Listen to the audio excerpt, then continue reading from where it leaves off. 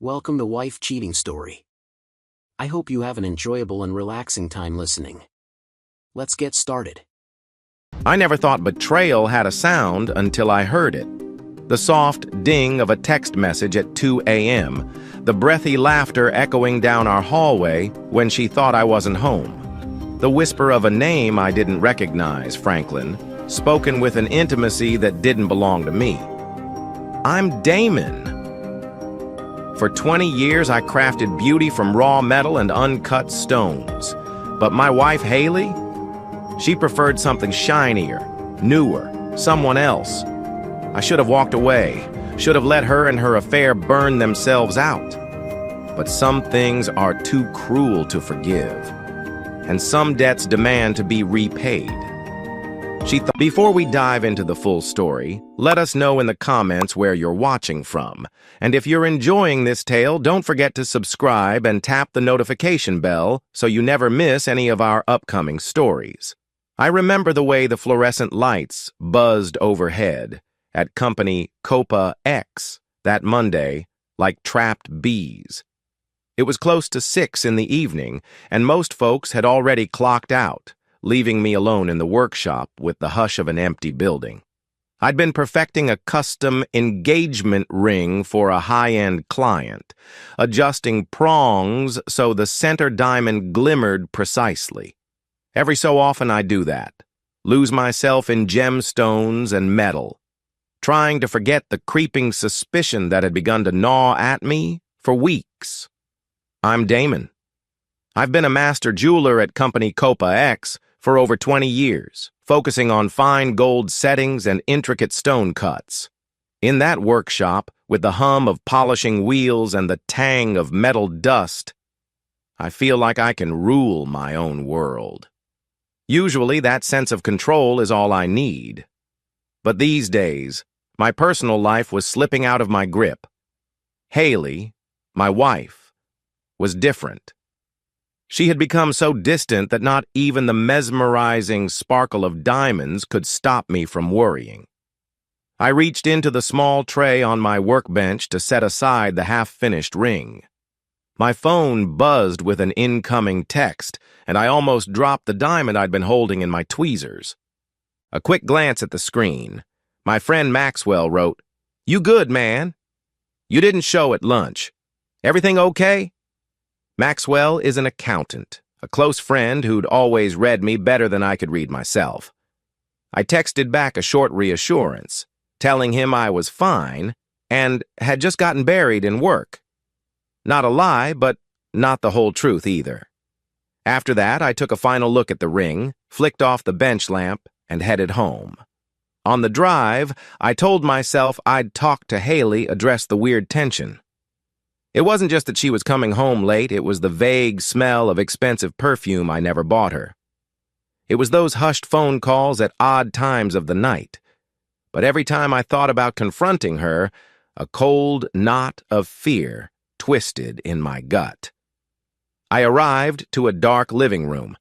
Nothing unusual except she typically left the kitchen light on for me. That small detail, so mundane, felt like another missing puzzle piece. "Haley?" My voice echoed in the quiet. I could hear the murmur of water running upstairs shower. I hung my coat, set my briefcase near the couch, and climbed the steps. The bathroom door was slightly ajar. Steam drifted out into the hallway. She was humming softly to herself, a tune I didn't recognize. I wanted to step in, say hi, maybe share a normal moment for once. But something stopped me, an odd hesitation that wasn't usually there, so instead I just tapped on the door. "Hey!" I called, keeping my voice light. Her humming cut off. "I'll be right out," she said curtly. Something about the sharpness in her tone made my scalp prickle. I stepped back, returned to the bedroom, and switched on the side lamp. On her nightstand, I noticed a neatly folded receipt from a boutique jewelry store, Downtown Crestridge Designs. That wasn't a place we'd typically shop. We always used my company discount, or at least some professional courtesy with other jewelers I knew. So why Crestridge? Just then, Haley emerged in a towel. hair dripping. She looked surprised to see me home so early. "You're back. Did you get my text? I said I'd be at the gym later tonight." I shook my head. "No, I must have missed it. Stayed late at the workshop. Thought you'd be here." She crossed the room, rummaging in her dresser for pajamas. "I had a spin class, but it ended early. Figured I'd come shower." Right. I tried not to stare at that receipt, but the crinkled corner caught my eye, and I couldn't pretend it wasn't there. "New piece of jewelry?" I asked as casually as possible. Her hand froze momentarily on a t-shirt she was pulling from the drawer. Then she shrugged. "Oh, just a small gift for a friend. Birthday present, no big deal." "And you use Crestridge instead of me?" Haley's gaze flitted across my face. "It's a surprise for a friend who doesn't particularly like your style." She wanted something less traditional. I let out a careful breath. "All right, guess that's that." She shot me a look, the kind that says, "Drop it." So I did, but my chest was heavy. Over the next few minutes, we slipped into our usual stiff routine. She went downstairs to make tea. I changed into sweats. I thought about following her, maybe pressing for real answers, but something in me sensed that if I forced the issue too soon, she'd retreat into anger or denial. I remembered Maxwell's text. He often joked that I had more patience than a saint, especially with delicate metals. But with a marriage, maybe I was too tolerant. Maybe that's why I was in this mess. By the time I came down, Haley was sipping green tea in the living room, flipping channels. She didn't even glance up.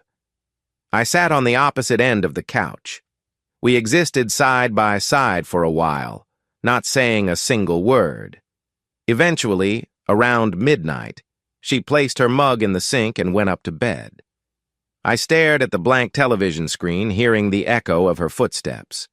My mind kept flipping back to that perfume, that damned jewelry receipt, and I felt that this wasn't about a mere friend's birthday present. The signs were all too clear, so I just sat there, half illuminated by the lamp, trying to calm my racing heart. Could she really be cheating? I asked myself. We had 2 teenagers, a house, a life built over years. I tried to recall any memory of seeing her talk to another man intimately. Franklin's name, which I'd overheard in her phone calls a few times, gnawed at me now. "He's just a co-worker," she had said. Something about that didn't sound real. I texted Maxwell once more. "We should talk soon." He replied instantly, "Whenever you want, man." My eyes felt gritty, but I couldn't sleep, so I flicked on the news, barely hearing what the anchor said. Over the next hour, my imagination conjured every possible scenario of betrayal, from sweaty hotel rooms to dinner dates behind my back. By 2 in the morning, I decided to head upstairs, but I found myself pausing by the kids' rooms, Brianna's and Scott's. They were good kids, typical teens with their TikTok obsessions and group chats. But lately they'd been hinting at some cool pool party one of Haley's friends might invite them to. An uneasy suspicion surfaced. They were talking about Franklin's pool, weren't they? I flicked off the hallway light and slipped under the covers. Haley was already asleep, or at least pretending to be. I stared at her silhouette in the dark, wondering how we got here.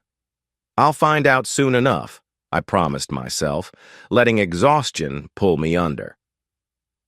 Next morning at Company Cope X, I was on autopilot. Usually I find solace in the routine, scouring the small emeralds for clarity, checking the color grade for a custom piece. I set a new pink sapphire in a tension setting for a loyal client. My boss, Ms. Martinez, stopped by my bench a couple times complimenting my craftsmanship, but she also sensed I wasn't my normal self. She gave me that sympathetic look as if to say, "You okay?" "I'm fine," I lied each time, focusing on minute metal adjustments so I wouldn't have to make eye contact. In truth, my mind was outside that workshop, spinning with questions about Haley. Why would she cheat if she really was? Weren't we stable enough? At lunchtime, I joined Maxwell at a diner across the street. Tall, slim, with eyes that pinned you to your seat, Maxwell knew the numbers side of everything, but he also had this uncanny skill to read people's motives. We slid into a booth and he ordered coffee, black. He gave me a once-over. "You look like you've had zero sleep. Talk." I exhaled slowly. I think Haley's seeing someone else. He set down his mug carefully. "Damn, you sure?" "Not 100%, but there's too many odd things. Late nights, phone calls, receipts from jewelry places. Some guy's name, Franklin, keeps popping up." I clenched my fists beneath the table. "I might be overreacting, but it feels wrong." Maxwell leaned forward. "Man, you're not the paranoid type. If your gut says something's off, trust it." Then he lowered his voice. "Have you confronted her?" "A little." She deflects. Says, "I'm making it up or I'm not giving her attention." I let out a humorless laugh. "You know how focused I am with my job, but come on. I'm never that absent." He sighed. "Look, keep your eyes open. Track your finances.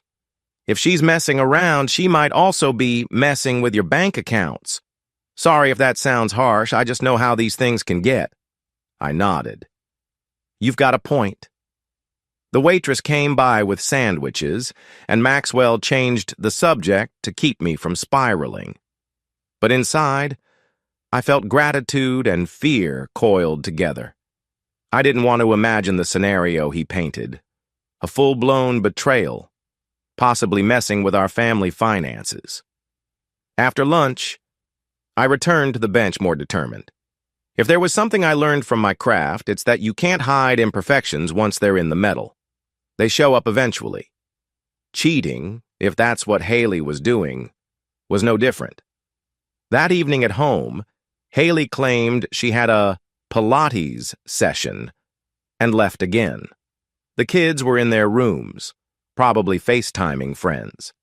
I forced myself to smile and ask about their day. Brianna glowed, talking about some upcoming pool party. Scott bragged that he might get to go on a speedboat soon. Franklin again, I thought. They seemed oblivious to the tension between me and their mother, or maybe they just didn't care. At around 9, the front door opened. Haley breezed in, hair slightly damp with sweat, wearing new gym leggings I'd never seen before. "You still up?" she asked, sounding mildly surprised I was sitting there in the living room, lights dimmed. "Yeah," I answered. "Got a minute?" She paused in the threshold between the foyer and living room. "I'm kind of tired, Damon. Maybe tomorrow?" I stared at her, feeling both resolute and nauseous. "Haley, we have to talk. Things are weird. You know it. I'm not imagining that." Her jaw tightened. She glanced at the hallway leading to the kids' rooms. "Let's not do this in front of them," she said in a hushed tone. "They're upstairs. Probably can't hear." "Fine. But I'm telling you, I don't have the energy for a big fight." I took a breath, lowered my voice. "I'm not trying to fight, but I need honesty. Are you seeing someone else, specifically Franklin?" The color drained from her face, but she quickly put on a defensive scowl. "You're ridiculous. Franklin is from the design team. We're brainstorming new ideas for a jewelry line at Crestridge Designs." She blinked in surprise. "Yes, Crestridge. We met through mutual connections. He's talented, okay? He's shown me some new design concepts, and I'm trying to help him with marketing. That's all." I clenched my hands, tried to steady my breathing. "So all these late nights, these fancy dinners," she cut me off.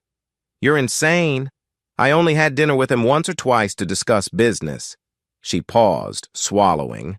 "I told you I needed more excitement in life. You never listened, so I found it elsewhere. Legally and ethically, I might add." I'd never heard her talk so coldly. Ethically? I repeated, voice trembling. Hiding from me? Lying? Damon, you're the one twisting it. I said from the start, if you'd just pay attention to me more. She turned away, pressing her lips together. My mind whirled. I knew in that moment she wasn't telling the truth, but she also wasn't giving me anything I could outright prove. So I just said, I hope you realize what this is doing to us. She exhaled in exasperation. Stop being dramatic, Damon. Go work on your precious diamonds. Let me breathe. Then she walked away, leaving me alone in the flickering glow of the living room lamp. I wanted to follow, to pin her down with more accusations or beg for an explanation, but an equally strong part of me seethed with anger. No more groveling. No more softness, I thought. If she was crossing lines, I had to be smarter, to gather evidence or at least prepare for the worst. Over the following days, the tension became almost tangible, a presence in the house. Haley tiptoed around me, sneaking out for her appointments. Our conversations were mostly clipped small talk in front of Brianna and Scott, but the kids had eyes. They must have sensed the chill. One evening, I found a random gold pendant in Haley's handbag. Not one of our brand's pieces. Another sign. My heart pounded as I replaced it, careful not to shift its position. It was too soon to blow up again. Instead, I texted Maxwell. Might need your help verifying some bank statements soon. He answered, I'm here for you. On the surface, I lived a normal routine, still forging new designs at the workshop, finishing custom orders for loyal clients. I'd even share coffee with Ms. Martinez in the break room, chatting about industry gossip. But inside, I was bracing for something big, a collapse, or a confrontation I could no longer dodge. Then, one Wednesday, something else triggered my alarm bells. The kids started dropping Franklin's name more casually, as if he were a family friend. Brianna said, He's so cool, Dad. He's got a vintage convertible and he's super funny. Scott bragged, He might teach me to drive a boat. Mom said maybe this weekend. Don't you think that's awesome? I forced a neutral nod. That's so?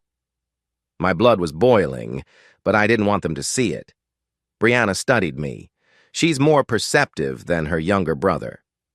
Are you okay with that? Her question made me want to scream, hell no, I'm not okay, but I just swallowed.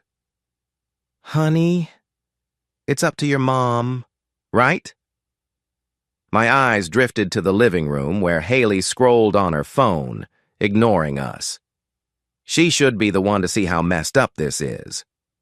Sure, Dad, but you won't get mad if we go on the boat with him?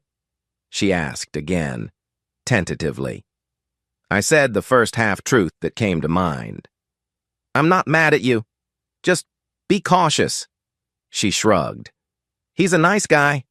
Mom thinks he's like super talented and charismatic. Then she bounded off to text her friends, apparently not noticing my clenched fists. Charismatic, I thought sourly. Sure, that's one word for a slick jerk hitting on a married woman. My frustration reached a tipping point that day. I realized that if I didn't do something soon, Franklin would not only overshadow me at home, he might overshadow me in the professional world, too. Haley had mentioned he was an up-and-coming jewelry designer. That threatened my standing at company Copa X, or at least my pride as a top craftsman. Late that night, I logged onto our joint bank account, scanning transactions. Maxwell had shown me how to look for anything unusual. Indeed, I spotted large charges from upscale restaurants, a hotel, expensive shops, clearly not for the household. My heart twisted with each new line item. I printed them out, stashed them in a folder labeled Personal Documents. I knew confrontation was inevitable, but I kept reminding myself, stay calm, be strategic. A wise man once told me, You don't uproot a weed by flailing at its leaves. You go straight for the root. It was a weekend morning, gray, drizzly. Haley announced she was heading out to pick up groceries. She left, wearing a dress that was a bit too fancy for the produce aisle. I glanced outside and saw Brianna and Scott laughing over some TikTok on their phones. Perfect time for a short talk. "Kids, mind if we chat?" I asked, trying for a friendly tone. "We can go get coffee or something?" They gave me the typical teenage eye roll, but I insisted. So we drove to a local cafe.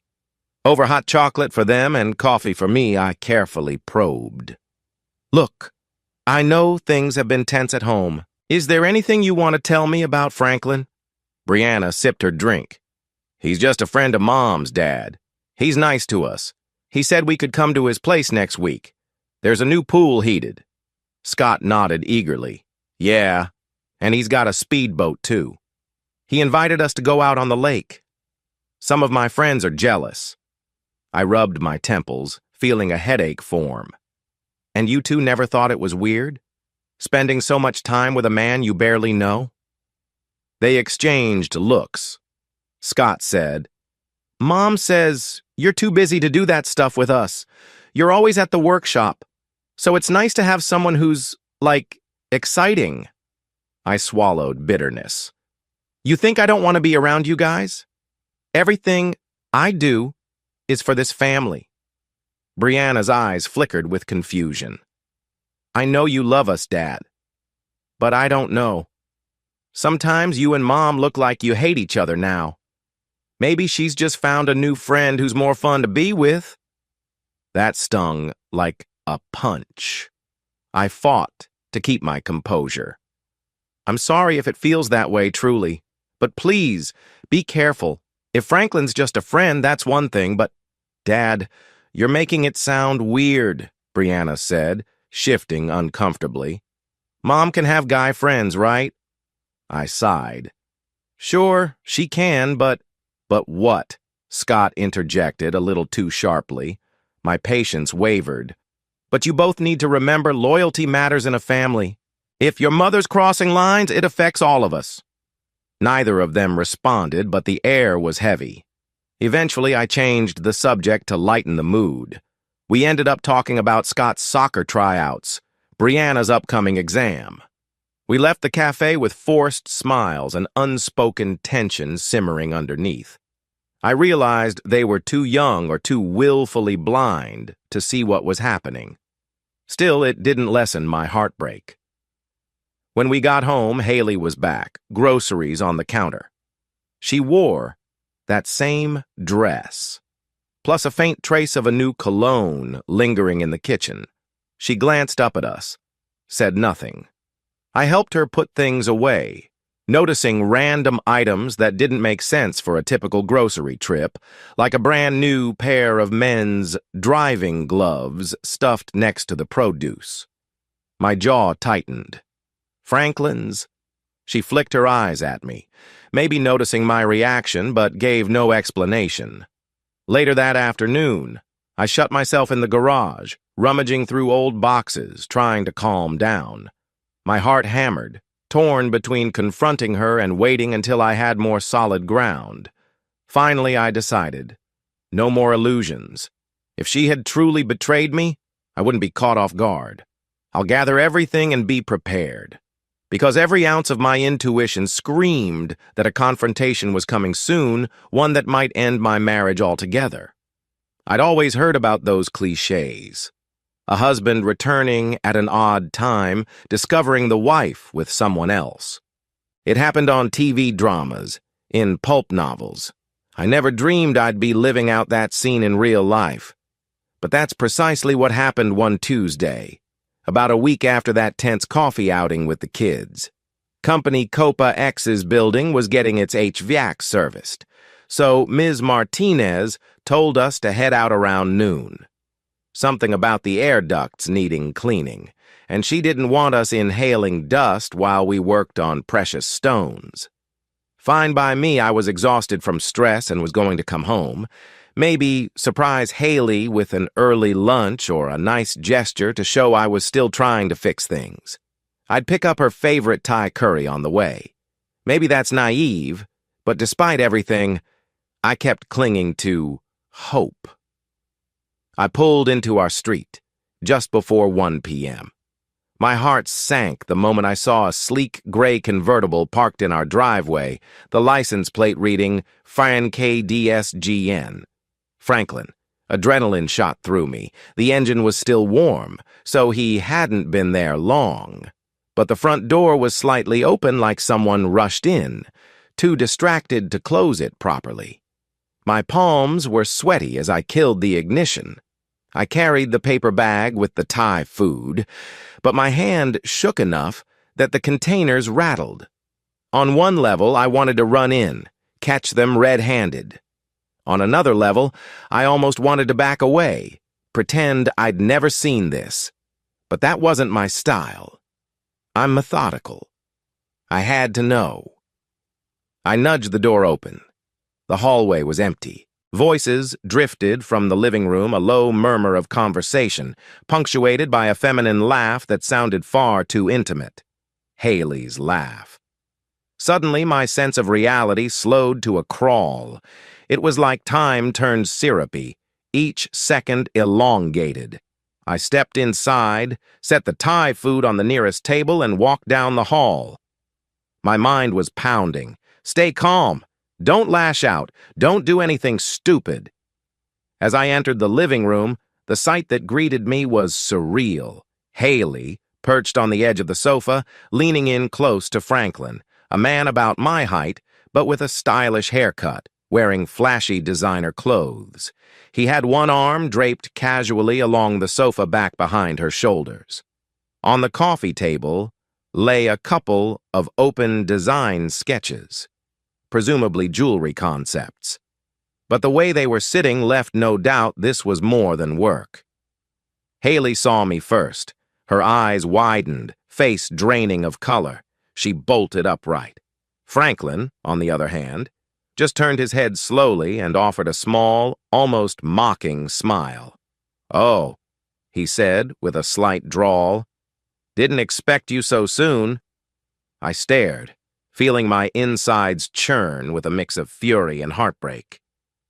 "Yeah, well," I said quietly, "I didn't expect you here at all." Haley licked her lips. "Damon, it's not what it looks like." Franklin was just explaining how impressive my wife is? I cut in, noticing my voice was calm, too calm. "Because from here, it looks pretty straightforward." Franklin got to his feet, hands in his pockets. "Easy there, buddy. Don't get the wrong idea. We were discussing a collaboration. Isn't that right, Haley?" She sputtered. "Yes. We were brainstorming. I told you I had connections at Crestridge." "Stop!" The single word felt like a thunderclap in the quiet. "Stop lying to my face!" My gaze flicked to Franklin, noting the self-satisfied tilt of his chin. "You want to finish your brainstorming session somewhere else. Now!" Haley tried to step between us. "Don't do this, Damon. We can talk about it calmly." "Franklin, maybe you should go." "Oh, so you want to handle him, huh?" Franklin tossed me a condescending smirk. "Look, Damon, right? I get it. You do the old-school ring settings at Company Copa X. You're married to Haley, father of 2. But the jewelry world's evolving. She was telling me how stuck you are in your comfort zone." A jolt of anger sliced through me. "My comfort zone? You come into my house, uninvited, disrespect my marriage, and then—" He shrugged. "You're obviously not making her happy, man. Maybe if you spent less time tinkering with gold and more time paying attention, that did it." My temper threatened to blow, but I wasn't about to throw a punch or start a brawl in my own living room. Instead, I took a slow breath, my fists clenched at my sides. "Get out!" My voice was low, each word clipped. Haley looked at me with something like fear, or maybe guilt. She turned to Franklin. Go. This isn't the time. Franklin gave a little shrug. Sure. But I watch your blood pressure, Damon. No need to cause a scene. I'm sure you two will have a lovely chat. He grabbed his jacket from the couch, straightened his collar, and walked past me, his cologne wafting in the air. As soon as he exited, I followed him to the doorway to make sure he left. I watched him drive away in that flashy convertible, frustration coursing through me. Then I turned back to Haley, who was hugging herself, face tense. I can explain, she began. Explain what? My voice trembled. That you've been inviting him over while the kids are at school? That you've lied for who knows how long? Did you think I'd never come home early? Her eyes flashed. You never come home early? And she swallowed. Yes, I admit we've gotten close. But it's because I never what? Gave you the attention you wanted? So you decided to cheat with some rookie designer? Don't call him that, she snapped, cheeks flaming. He's more innovative than you realize. He sees potential in me, Damon, potential you never recognized. She was pacing now, tears threatening. We haven't done anything to be ashamed of. Just a few kisses, maybe a bit of harmless flirting. But that's cheating, I said with lethal quiet. You may not have slept with him yet, or maybe you have, but don't pretend you're innocent. My mind conjured images I didn't want, making me tremble. She ran her hand through her hair. Maybe if you were home more, we wouldn't be here. In that moment, something inside me hardened irreversibly. I realized she was flipping the blame onto me without so much as a stammer of remorse. You can justify this all you want, I said, but you've crossed lines. And I'm done trying to fix it alone. We stood in silence. Outside, a school bus rumbled by, probably dropping off kids in the neighborhood. I braced myself, hearing the front door open. It was Brianna and Scott, chattering about after-school stuff. They paused, seeing us in the living room, tension crackling. What's going on? Brianna asked, glancing between me and Haley. Haley quickly wiped her eyes. Nothing, sweetie. Just an argument. I drew a sharp breath, wanting to say, ask your mother about her friend Franklin, but that would blow the kids' world apart in one stroke. Still, I needed them to know something was off. We'll talk later, I said curtly, stepping away to gather the Thai food from the hallway table, my appetite gone. As I brushed past them, I heard Scott whisper, Mom, is Dad upset about Franklin again? Don't worry about it, Haley hissed. Go to your rooms. I stomped upstairs, angry tears burning behind my eyes, but I refused to let them fall. This marriage is done, I told myself. Better start preparing. I locked myself in the bedroom for a while, pacing, fists clenched. You want to humiliate me in my own home, Haley? Fine. Let's see how you handle the fallout. By the time I re-emerged, the kids were locked in their own rooms. Haley was in the den, probably texting Franklin. I felt numb, but also oddly alert, like I'd turned a corner. I needed a plan. No more illusions. That night, I didn't sleep well. I kept imagining Franklin's smug grin, replaying Haley's flustered excuses. Around 3 a.m., I sat in front of my laptop emailing Maxwell. It's worse than I thought. Need your help with finances ASAP. Also might need a damn good attorney. He replied almost instantly. Hang tight. I know a tough lawyer named Iris. She's handled some nasty divorces. Let's meet tomorrow. I'm sorry, Damon. The word divorce in black and white shook me. Yes, it was the path we seemed headed toward. But seeing it spelled out was sobering. Part of me still hoped maybe I was overreacting. Maybe Haley would break it off with Franklin, beg for forgiveness. But then I pictured how brazen they were in my living room. No, I realized. She's gone too far.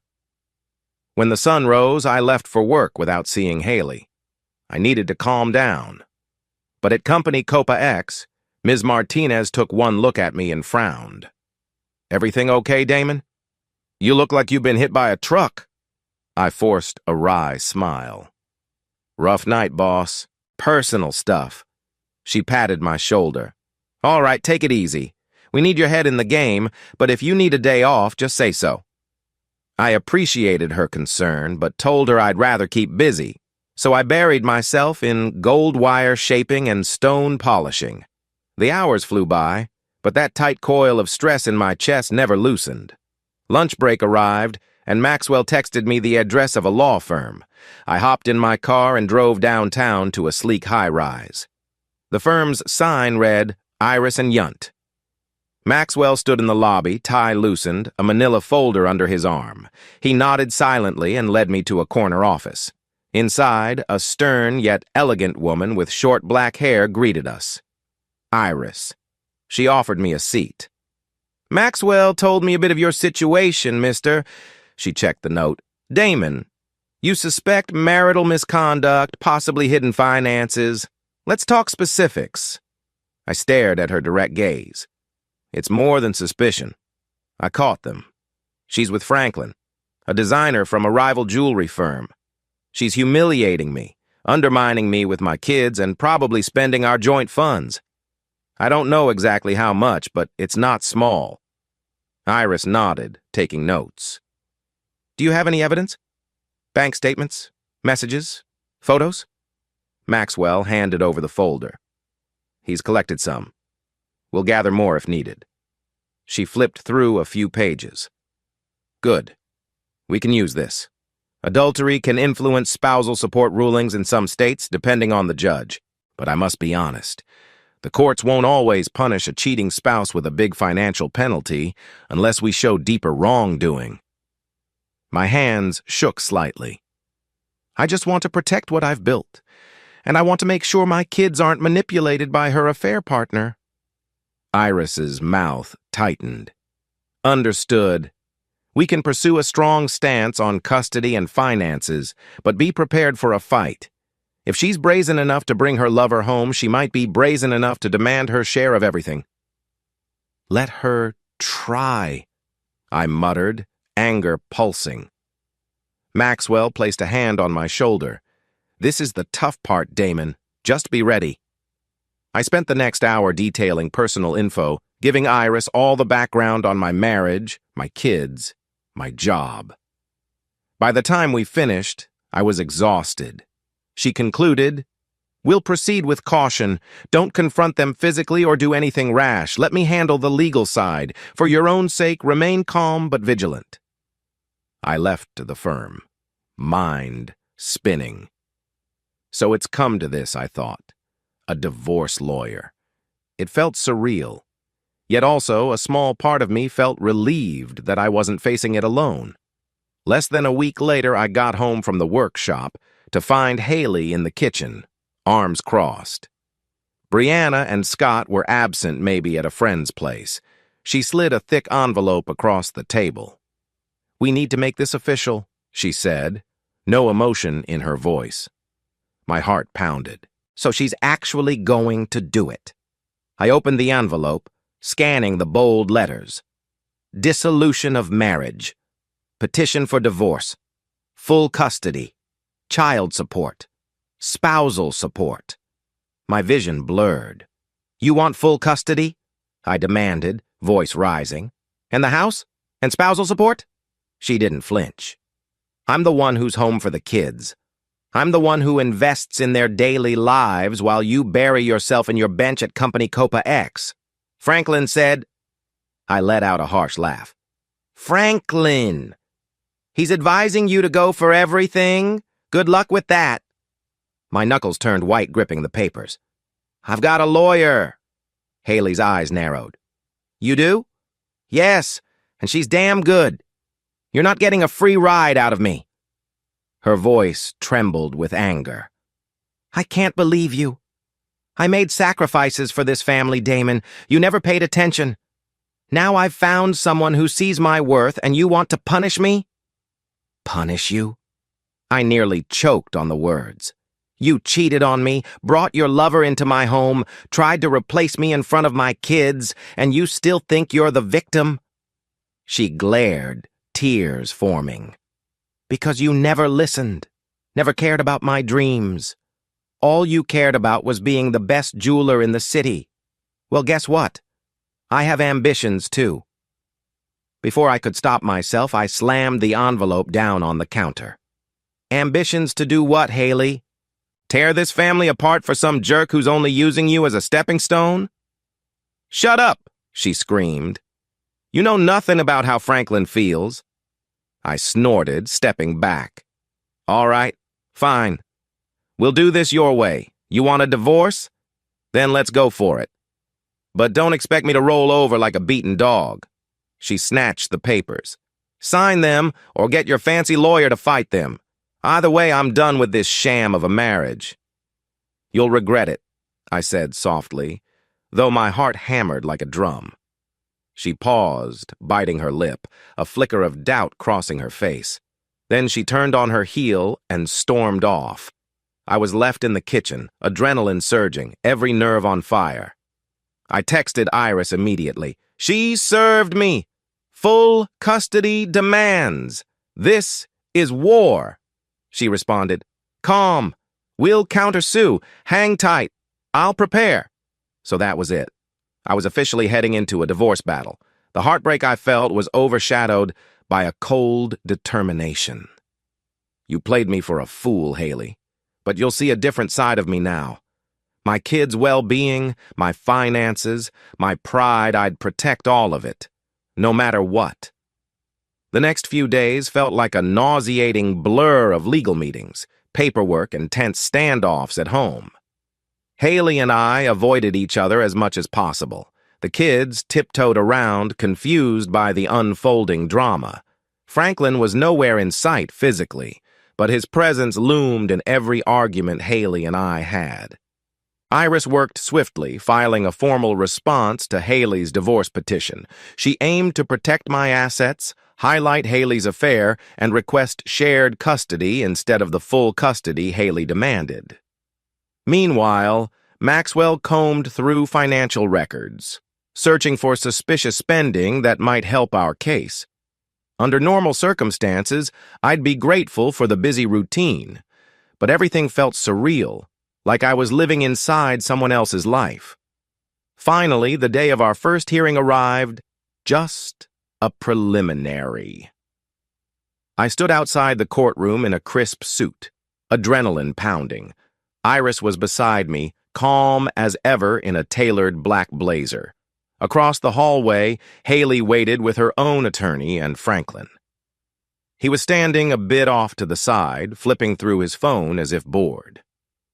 You ready? Iris murmured. I nodded, clenching my jaw. Yes. We filed inside. A bored-looking clerk announced the case, and we approached the bench. The judge, a middle-aged woman with sharp eyes, scanned the documents. Iris introduced our side. Haley's attorney introduced theirs. A hush fell over the small gallery, which included Maxwell for moral support. Haley's lawyer droned on about how Haley was the primary caretaker, how she deserved full custody, how I neglected my family for my jewelry career. My jaw tensed, but I kept quiet, letting Iris do her job. Then Iris calmly presented evidence of Haley's extramarital involvement, photos, receipts, text logs that Maxwell had managed to retrieve from our shared phone plan. The judge's expression turned stern as she glimpsed certain texts that were distinctly romantic, referencing the hotel downtown or that special night. I refused to read them in detail. It would have torn me apart. Haley, sitting across the aisle, had her head down. Her attorney tried to argue that irreconcilable differences overshadowed any alleged adultery. But the judge didn't seem impressed. She set a new hearing date to determine financial divisions and custody specifics. In the meantime, she gave Haley primary residency for the kids, but granted me generous visitation. No final decision yet on spousal support or property. I exhaled as the hearing ended. Not a big win, but not a total loss either. We all stood and started gathering papers. Haley's attorney was whispering in her ear, probably reminding her to stay calm and not talk to me. Franklin lingered in the background.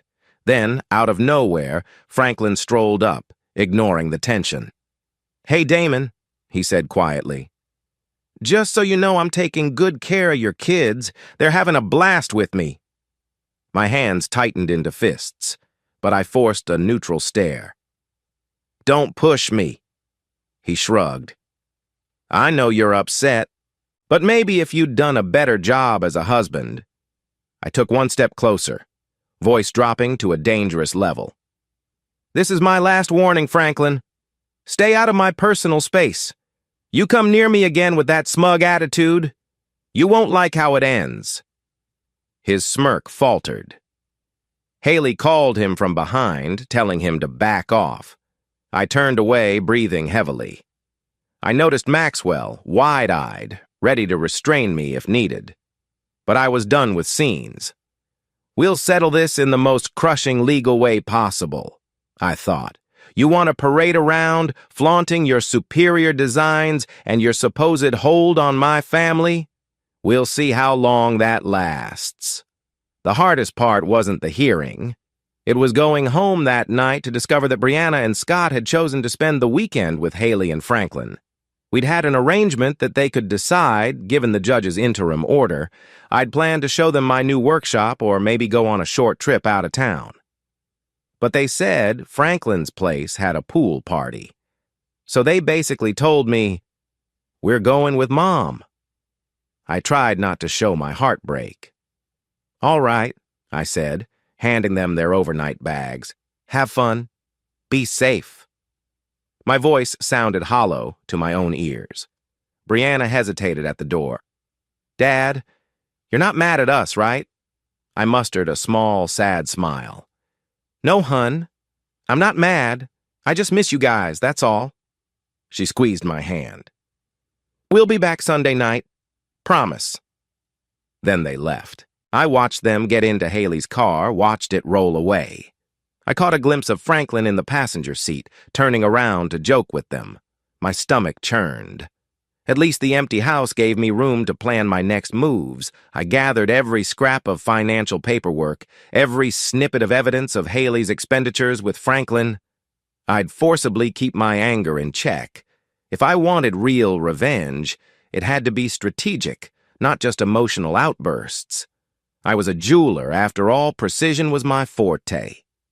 That weekend was a turning point.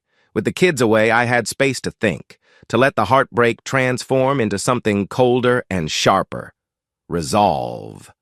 If Haley and Franklin thought they'd just waltz away with my hard-earned assets, I'd show them how wrong they were. I spent hours on the phone with Maxwell, combing through bank transactions. We discovered questionable charges, high-end restaurants, spa services, even a resort booking I'd never heard of. Maxwell compiled it all into a tidy spreadsheet, which we forwarded to Iris. She responded with approval, saying it supported our position that Haley was spending marital funds on her affair. That alone could tip certain judgments in our favor. But I didn't stop there. Through some discreet inquiries contacts I'd built up from years in the jewelry industry, I started poking into Franklin's business background. He was an up-and-coming designer at Crestridge, but rumor had it he'd taken out large personal loans to finance a flashy lifestyle. If that was true, it meant he was vulnerable. I wanted every edge I could get. On Sunday, Maxwell came over in person. We sat at my kitchen table, laptops open, notes sprawled. He put on his reading glasses. "So, from the bits we have, it looks like Franklin's debt is huge. If we can find an opening, something that triggers a default, it could knock him down." I nodded slowly. "And possibly knock Haley's illusions of his fabulous wealth down, too." "Exactly." Maxwell sipped his coffee. But we should be careful. We don't want to break laws or do anything shady. We just want to ensure they can't drain you dry, while living large on your dime. I tapped my pen on the table, mind whirring. I also want him to lose face in the jewelry community. He's rivaling my company, forging new lines that might overshadow me. If we undermine his reputation for reliability, we can kill two birds with one stone. Maxwell raised an eyebrow. That's more personal than legal, but I get it. The guy basically rubbed your nose in it.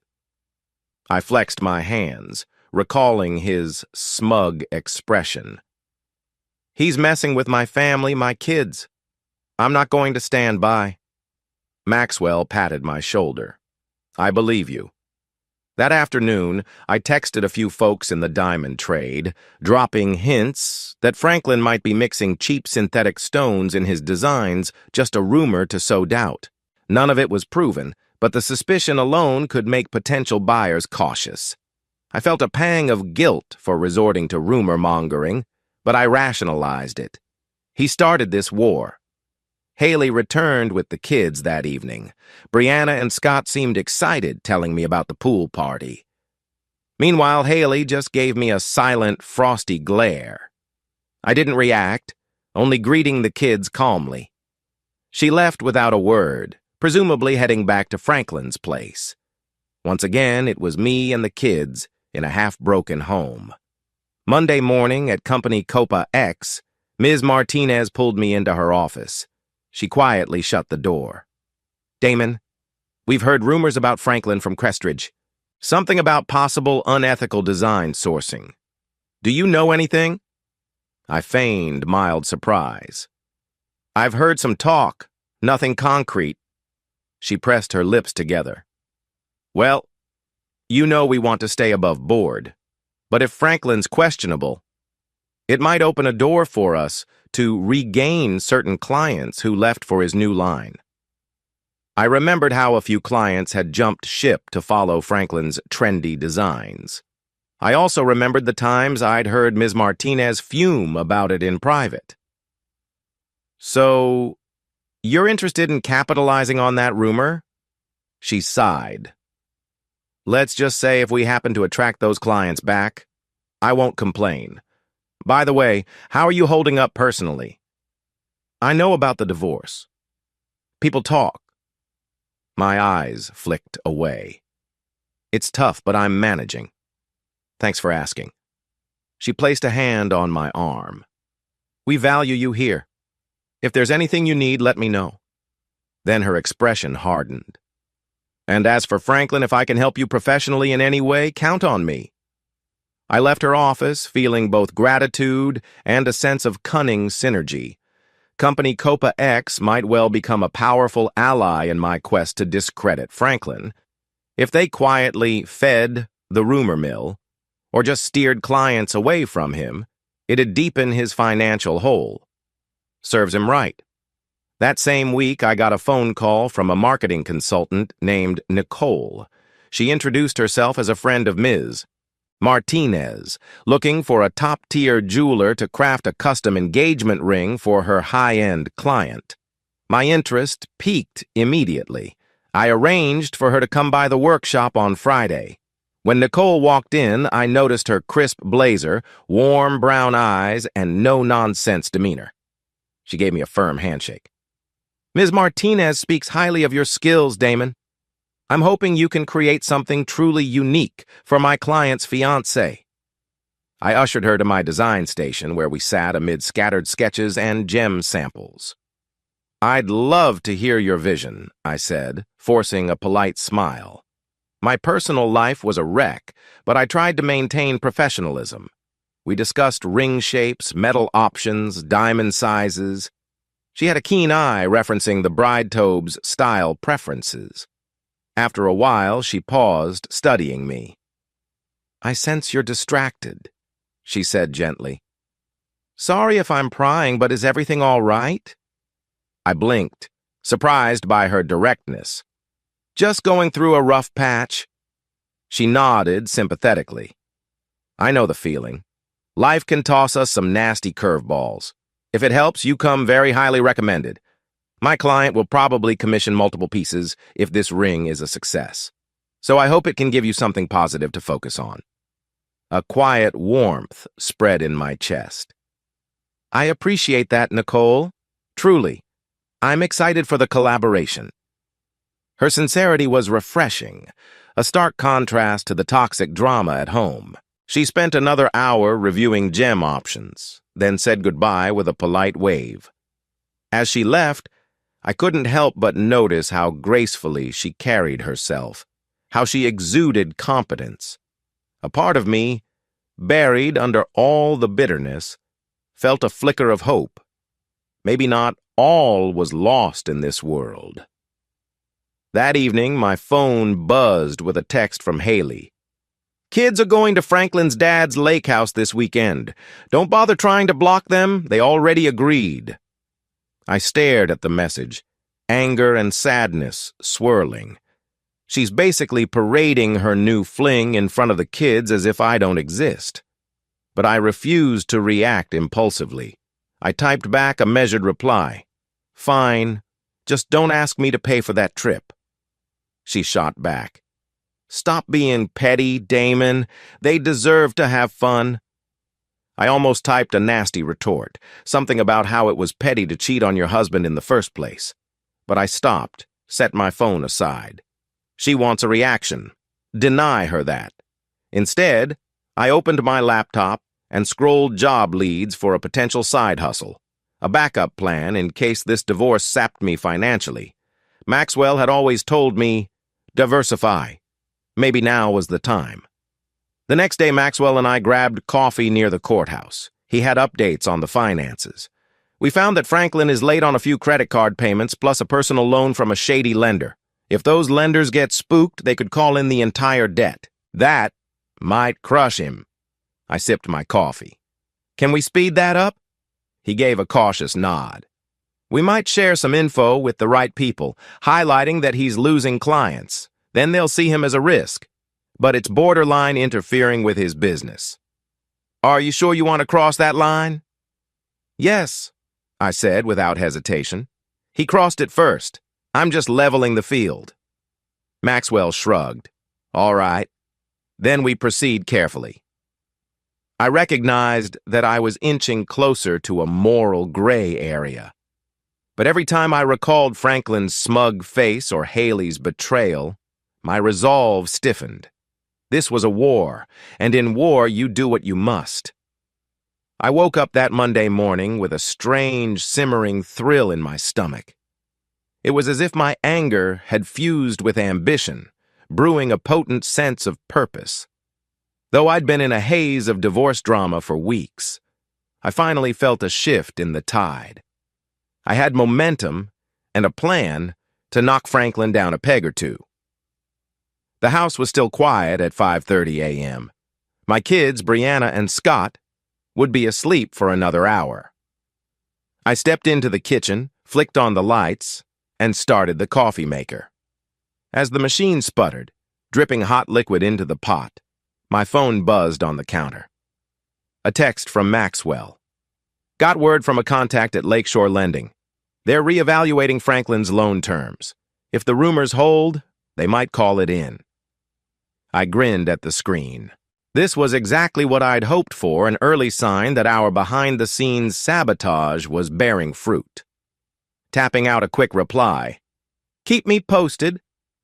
I set the phone aside and leaned against the counter, arms folded.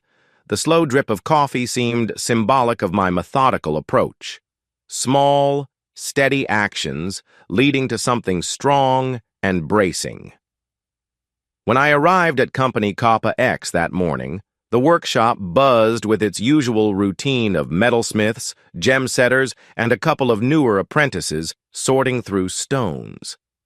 Ms. Martinez had an air of quiet intensity about her, flipping through a binder of client orders. She spotted me and waved me over. Damon, good timing, she said, handing me a short list of names. We have 4 new potential commissions, some ex-clients of Crestridge who reached out last night. They want to talk about custom pieces, and apparently they're not happy with Franklin's brand anymore. I skimmed the list. Beddingfield Corp. Alicia Crawley. The Hensons all had once praised Franklin's designs, yet here they were, returning to us. "So this is because of the rumors, you think?" I asked mildly. She gave a non-committal shrug. "It's possible. Or they might have just realized we do higher quality work." A slight wink told me she knew exactly what was happening. She lowered her voice. "Look, we're not doing anything unethical by letting them come back. They have money. They want pieces. That's it." I let a little smirk tug at my lips. "Right. Nothing unethical about open market competition." Her serious expression lingered. "Just be mindful, Damon. I know you have personal issues with Franklin. Let's keep everything above board. We'd never want to be accused of slander." I nodded, remembering Maxwell's caution. "Of course. Business is business." She studied me for a second, then gave a brisk nod and left me to it.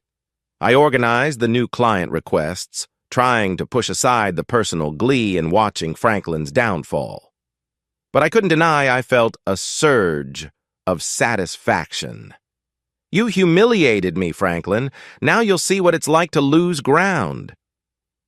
Later that afternoon, while I was examining a shipment of rubies, my phone lit up with an incoming call from Haley. Typically, I'd let it go to voicemail lately. Our interactions were either chilly or explosive. But something nudged me to pick up. "What is it?" I answered, keeping my voice terse. Haley's sigh crackled through the speaker. "We need to talk about the kids' expenses. Franklin's under a lot of stress, and I can't cover all these after-school activity fees by myself." I suppressed a sarcastic laugh. "You mean you can't rely on Franklin's big pockets right now?" She hesitated. "He's dealing with some financial setbacks, okay?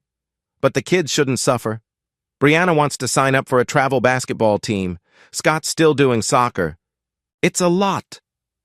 I rubbed my temple, remembering how we used to share these decisions. "I thought you were the one who demanded primary custody and child support. So why am I hearing about you not having enough money?" "Because your precious legal battles are freezing some of the funds." "I have to be cautious," she snapped. Then her tone softened, almost pleading. "Damon, they're your kids too. Can we just figure out how to pay for their activities without dragging them into this?" Her hypocrisy made me want to explode. She used the kids as leverage to get more money, but now she was playing the United Parents card? Still, I kept calm. "Sure, I'll keep supporting the kids. I have no problem with that. But we do it through official channels, send me the fees. We'll route it through the normal child support arrangement. Understood?" A moment of silence. "Fine," she said, resigned. "But Damon, I'm just trying to do what's best for them." I closed my eyes. At least she's partially acknowledging the kids' well-being. "Then maybe you should think carefully about the environment you're creating. The whole boat trips, the lavish stuff with Franklin, these illusions of a perfect life. It's crashing down, Haley." "Don't you dare lecture me," she hissed. "Just help me keep our kids stable, that's all I ask." Before I could retort, she ended the call. I stared at the phone, anger vibrating in my chest. She wanted me to bail them out financially while Franklin floundered. "You made your bed, Haley. Now lie in it." Still, the father in me couldn't just stonewall my kids. I'll pay for the soccer or basketball, but not for her illusions. That evening, I arrived home with groceries, expecting to fix a quick pasta dinner for me and the kids. As I walked in, I heard them bickering in the living room, voices raised. "I don't want to keep going there if it's always so tense," Brianna was saying, arms folded. She looked up when she saw me. "Dad," Scott turned, sullen. "You just don't like Franklin's rules? He's not that bad." Brianna scowled at him. Shut up, Scott. I saw him snapping at Mom last night because she spent too much at the mall. You call that normal? They both glanced at me, eyes demanding an answer. I set down the grocery bag and carefully put on my calm dad face. Why don't you both tell me what's going on one at a time? Brianna drew a shaky breath. He's weird. He tries to act all cool, but sometimes he freaks out about money. And I overheard him talking to Mom about how they might have to cancel the next boat trip because finances are tight. So then he was yelling at her for shopping, like it's all her fault. Scott jumped in. Whatever. He's just stressed. Dad, you're stressed sometimes, too. Doesn't make him a bad person. I eyed Scott carefully. He seemed defensive. Maybe Franklin had him under some kind of sway. Listen, guys, I'm not telling you who to like or dislike. But if you feel uncomfortable, you can always stay here with me. No questions asked. Brianna shifted, glancing at her brother. But Mom says we have to be with her half the time. She's our mother, you know. I get it, I said gently. Still, you're old enough to speak up about what you want. If you want to come here more often, I'll talk to the lawyers and see if we can adjust the schedule. They both got quiet. I sighed inwardly, recognizing the confusion in their eyes. The last thing I wanted was to tear them between me and Haley. But I also wanted them safe from Franklin's meltdown. Scott cleared his throat. Anyway, can we have dinner, Dad? I'm starving. I took the hint, giving him a small nod. Sure. Pasta's on the menu. We spent the next hour cooking and eating, trying for normal conversation. But that tension lingered. The unspoken knowledge that Franklin's financial situation was unraveling, and my kids were caught in the crossfire. 2 days later, I found myself at lunch with Nicole. She'd dropped by my workshop to finalize some design sketches for her client's ring, and we decided to grab a bite at a nearby cafe. Warm midday sunlight streamed through the windows as we settled into a corner booth.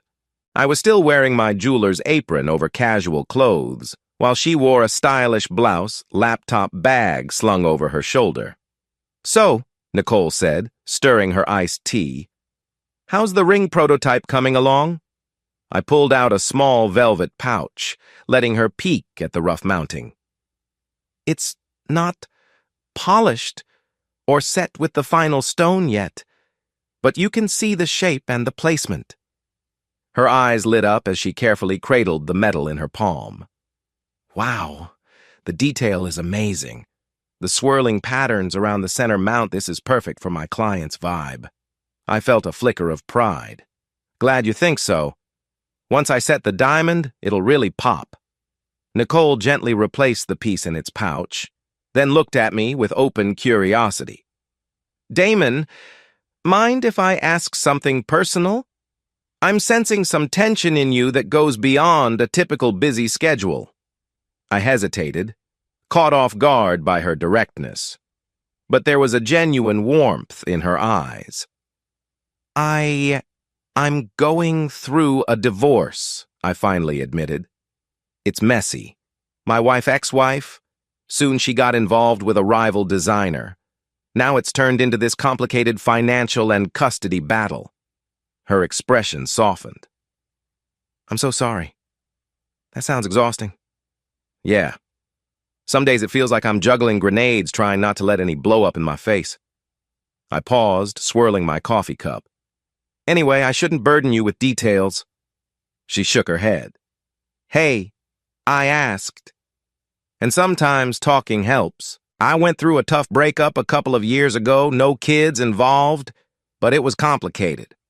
Work gave me focus, but deep down, I was shattered.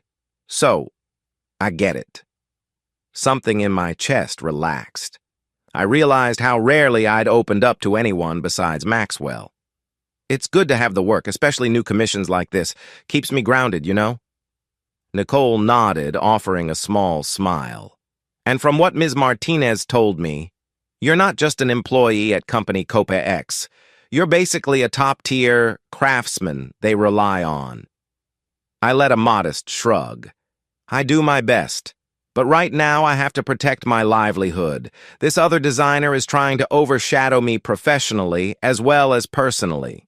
Her brow furrowed. That's harsh. If there's anything I can do from a marketing standpoint or, moral support, don't hesitate. I felt a flicker of gratitude. Thanks, Nicole, that means a lot. We changed the subject to ring sizing and marketing timelines. Yet the air between us felt more comfortable, as if a gentle thread of empathy now connected us. After lunch, she left with the ring prototype and a promise to schedule an official unveiling once I'd completed the final gem setting. I watched her go, feeling a curious mixture of relief and cautious excitement. Not everything in life is bleak, I reminded myself. Maybe it's okay to let someone in, even a little. Meanwhile, my rumor campaign against Franklin was quietly gaining traction. Over the next week, word spread that Crestridge's star designer was cutting corners, or relying on questionable sourcing. None of it was proven, but the repeated whispers made potential clients twitchy. And in an industry driven by trust, that twitchiness often kills deals. I heard from Ms. Martinez that a large corporate client, Ardell Jewels, was renegotiating a contract with Crestridge, due in part to worries about Franklin's reliability. Ms. Martinez was coy about it, but I could read between the lines. Ardell might jump ship to us. Perfect. One evening, around 9 p.m., I got a call from a number I didn't recognize. I answered hesitantly and was surprised to hear Haley's voice, shaky and hushed. "Damon?" she whispered. "The kids are at a friend's, but can you come get them tomorrow morning? Franklin and I had a fight. I need some space." A complicated swirl of anger and pity twisted in my gut. "Sure," I said warily. "But what happened?" She exhaled heavily. "He's under so much pressure. Some bank's threatening to pull his loans, and we got into it about money. He's not violent, but he's been screaming about how I cost him too much." I can't handle it right now. I felt a grim satisfaction. So he's finally showing his true colors. "All right. Just text me the address. I'll pick up Brianna and Scott and Haley. Maybe you should think about whether being with him is worth all this." She was silent for a moment. Then she muttered, "Don't lecture me. Just do this for the kids, okay?" She hung up, leaving me with a phone pressed to my ear, feeling oddly triumphant. Franklin's meltdown was happening faster than I'd predicted. All the better. The next morning, I drove to the location she sent, some upscale condo complex in a fancy district. Sure enough, the kids were waiting by the curb, hugging their backpacks, looking tired. Scott climbed in the passenger seat, slamming the door. "Dad, things are crazy. He was yelling about how we should cut back on groceries, like normal groceries. It's so stupid." I tried to calm my heartbeat. "It's okay, buddy. You can crash at my place for as long as you want." Brianna slid into the back seat, arms crossed. "Mom was crying all night. I'm so over this drama. Sometimes I wish you two never split, even if you guys fought." That stung. I let out a slow breath. "It's complicated, Bree, but for now, I'm just glad you two are safe. Let's get home." As we pulled away, I couldn't resist a glance at the building's upper windows, imagining Franklin inside, ranting about finances. "You tried to steal my family, my life. Now you'll watch everything slip away." The next day, I was sitting on the couch reading a design magazine when the doorbell rang. Expecting a delivery, I opened it and found Haley on the doorstep. She looked exhausted, eyes puffy, hair unkempt. I stepped aside to let her in, but didn't invite her to sit. "Kids are out with friends," I said briskly. "They'll be back later." She nodded, took a shaky breath. "I just wanted to talk. Off the record. Is that okay?" "Talk," I said, crossing my arms. She glanced around as if searching for memories in the living room we once shared. I never meant for things to get this ugly, Damon. I know I messed up. But Franklin was promising me a new life, something more exciting than what I had with you. Now, it's all unraveling. I felt my jaw tighten. You made your choice. She lowered her gaze. Yes, I did. But our kids are in the middle, and we have so many bills, legal fees. I can't keep up. Franklin's drowning in debt, and he's lashing out at me, at them. I'm not saying I want to come crawling back. I know that ship sailed. But is there a way we cannot be at each other's throats?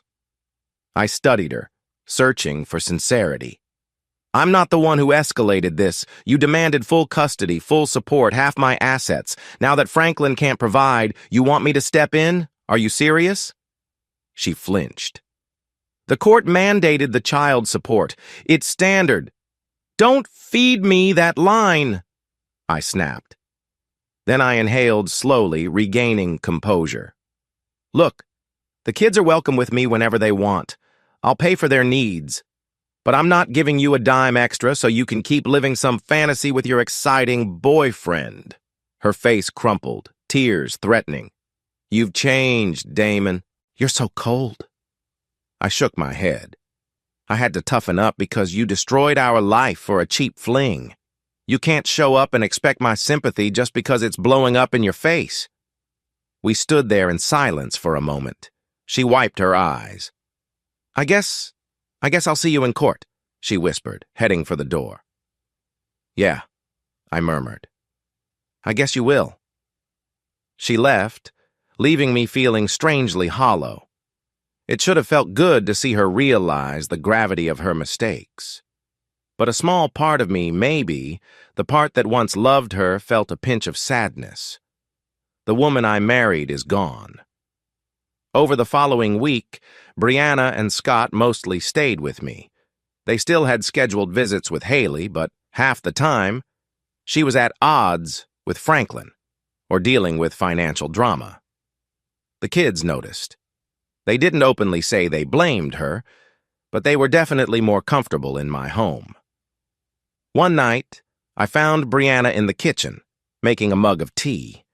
She looked up when I entered. Dad, can we talk? Sure, I said, pulling up a stool at the island. She stirred the tea, biting her lip. I'm sorry for all the times I was dismissive. You know, when Franklin first showed up with his fancy pool and boat, I thought you were just being controlling or boring, but he's not who I thought. I smiled gently. I appreciate you saying that, Bree. It's okay. It's not okay, she insisted. We hurt you. I see that now. You've always been the steady one, and we took it for granted. Mom said so many times that you didn't care, but I know you do. Her words put a lump in my throat. You're my daughter. I'll always care. She set her mug down and surprised me by hugging me. Thanks, Dad. I'm going to do better, I promise. I hugged her back, emotions swirling. I'd lost so much in the last few months, but hearing my daughter reaffirm her trust in me felt like a small, precious victory.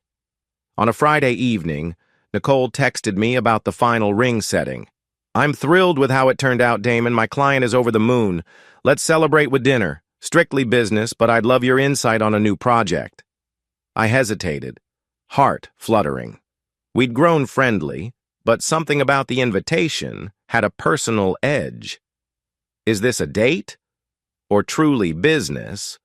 Nonetheless, I said yes. We met at a cozy Italian restaurant near the downtown district. The decor was warm, with red brick walls and low lighting. Nicole arrived wearing a simple yet elegant dress, hair pinned up in a neat style. I felt unexpectedly nervous. After we ordered, she leaned forward. So, I pitched you to another high-profile client, someone looking for custom anniversary jewelry. They're intrigued by your heritage diamond technique. I smiled, sipping water. That's great news. I definitely welcome more work. She nodded, tapping her manicured nails on the table. I also recommended your services for a small line of men's accessories. They do cufflinks, tie bars, that sort of thing. I hope I didn't overstep. Not at all. I appreciate any leads. Lately, I'm realizing building my brand might be important, especially if if I step away from company Copa X or want my own business fully. Her eyebrows rose. You're thinking of going solo? I shrugged. Maybe someday. Ms. Martinez is good to me, but I can't deny I have big ambitions. Plus, I want to ensure my family is secure financially after all this divorce chaos. Nicole gave me a soft, encouraging smile. I think you do great on your own. People recognize your talent. You just need a push in marketing. For a moment, we talked shop strategies to brand me, potential partnerships. But as the night wore on, the conversation drifted to personal territory. She asked about my kids. I explained the tough custody situation. I asked about her life. She mentioned a past relationship that ended painfully. The more we spoke, the more a mutual understanding blossomed. When the plates were cleared and dessert menus came, Nicole hesitated. You know, there's something about you that resonates with me, Damon. Maybe it's your quiet strength, or the fact that you're forging a new path after heartbreak. I felt heat rising in my cheeks. I'm just trying to survive. She laughed softly. No, you're doing more than that. You're rebuilding. That's admirable. A hush settled between us. My pulse quickened. I couldn't ignore the spark, the possibility of more. But I remembered how fresh my wounds were. Don't rush. Yet, a part of me wanted to see where this might go.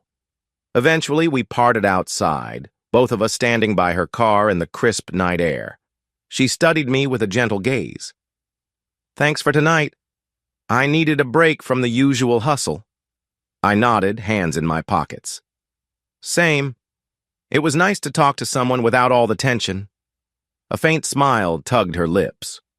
Well, have a good night, Damon. She leaned in, and for a second, I thought she might kiss me on the cheek. Instead, she paused, reconsidered, and stepped back with a shy grin. Let's do this again sometime.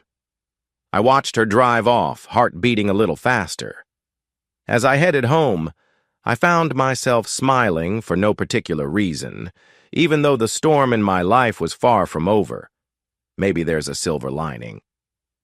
That weekend, I got an unexpected call from an acquaintance in the jewelry trade, Andy Walters. He was somewhat of an insider at Crestridge. Damon, you won't believe it, he said, voice low.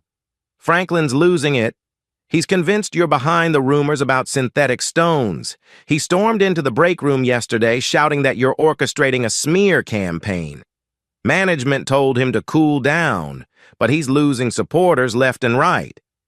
I allowed myself a quiet chuckle. Interesting. So he's basically announcing his own guilt by reacting so strongly, huh?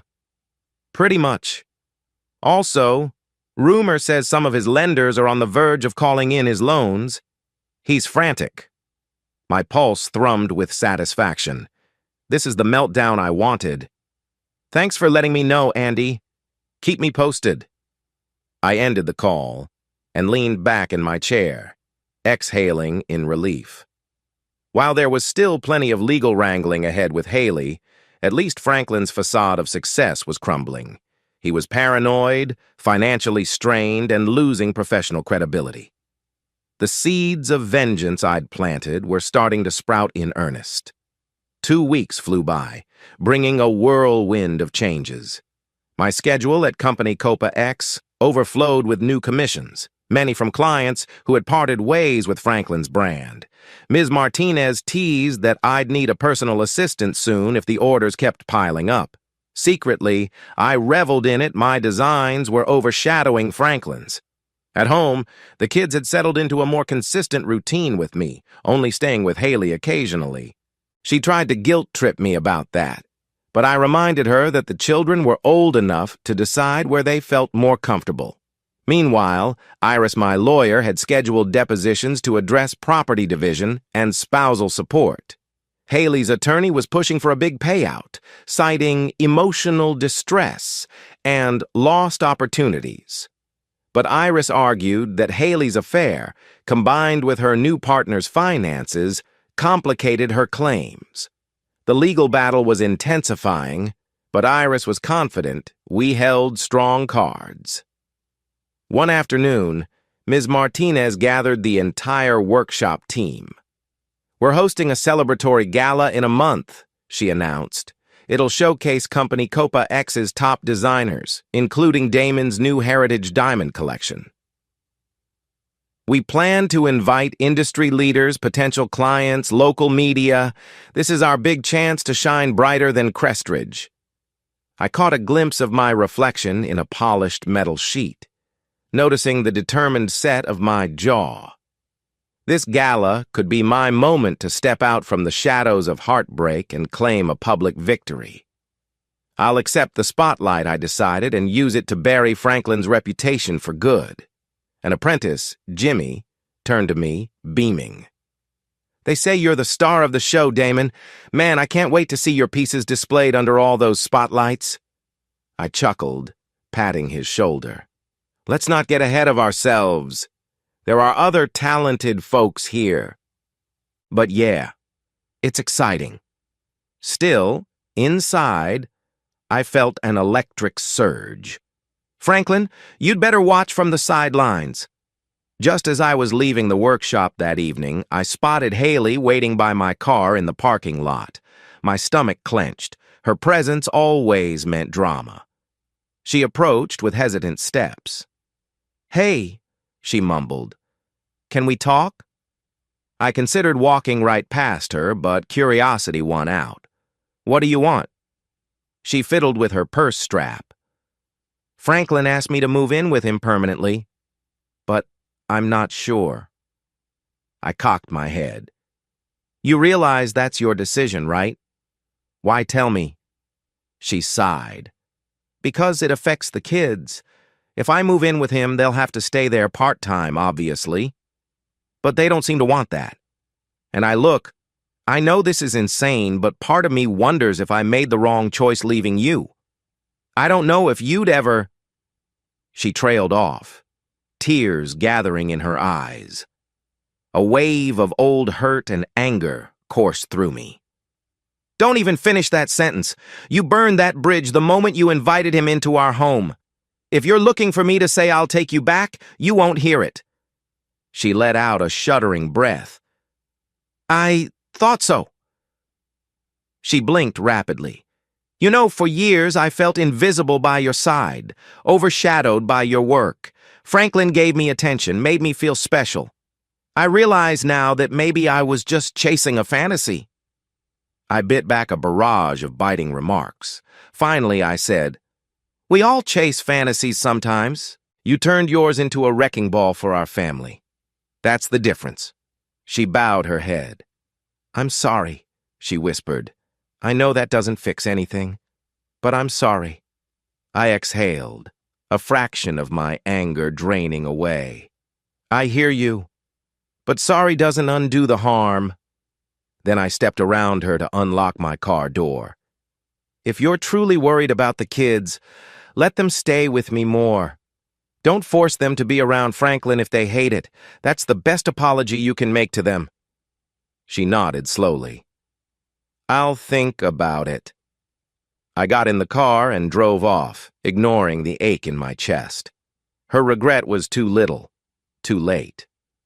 Over the next few days, Brianna and Scott indeed spent almost all their time at my place. Haley's new condo, shared with Franklin, apparently wasn't a peaceful home environment. The kids seemed relieved to be out of that tension. One night after dinner, I joined them for a Netflix marathon in the living room, something we rarely did as a trio. Brianna snuggled on one end of the couch, Scott sprawled on the floor with a bowl of popcorn. I felt an unfamiliar warmth in my chest. Halfway through the movie, Brianna paused it. "Dad, can we come with you to that big gala next month? We heard from Jimmy's cousin that it's like a huge fancy event showcasing your jewelry. I blinked. You want to attend a formal industry event? She grinned sheepishly. Yeah, I mean, we never got to see you in that professional spotlight.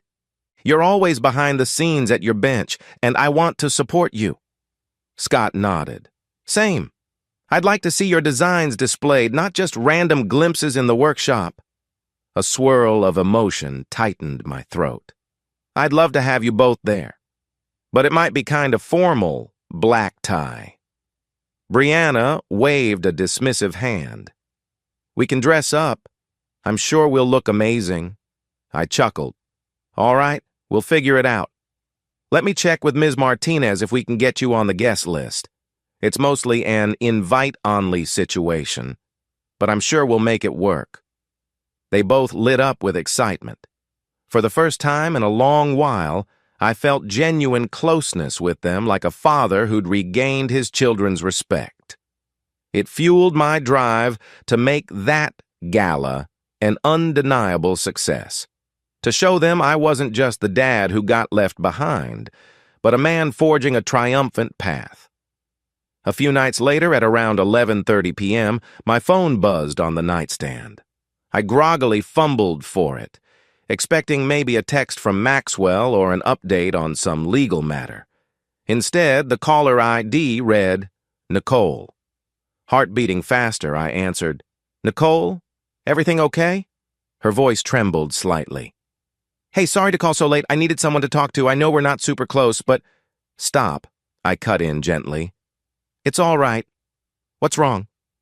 She sighed, and I heard street noise in the background. I had a run-in with my ex tonight.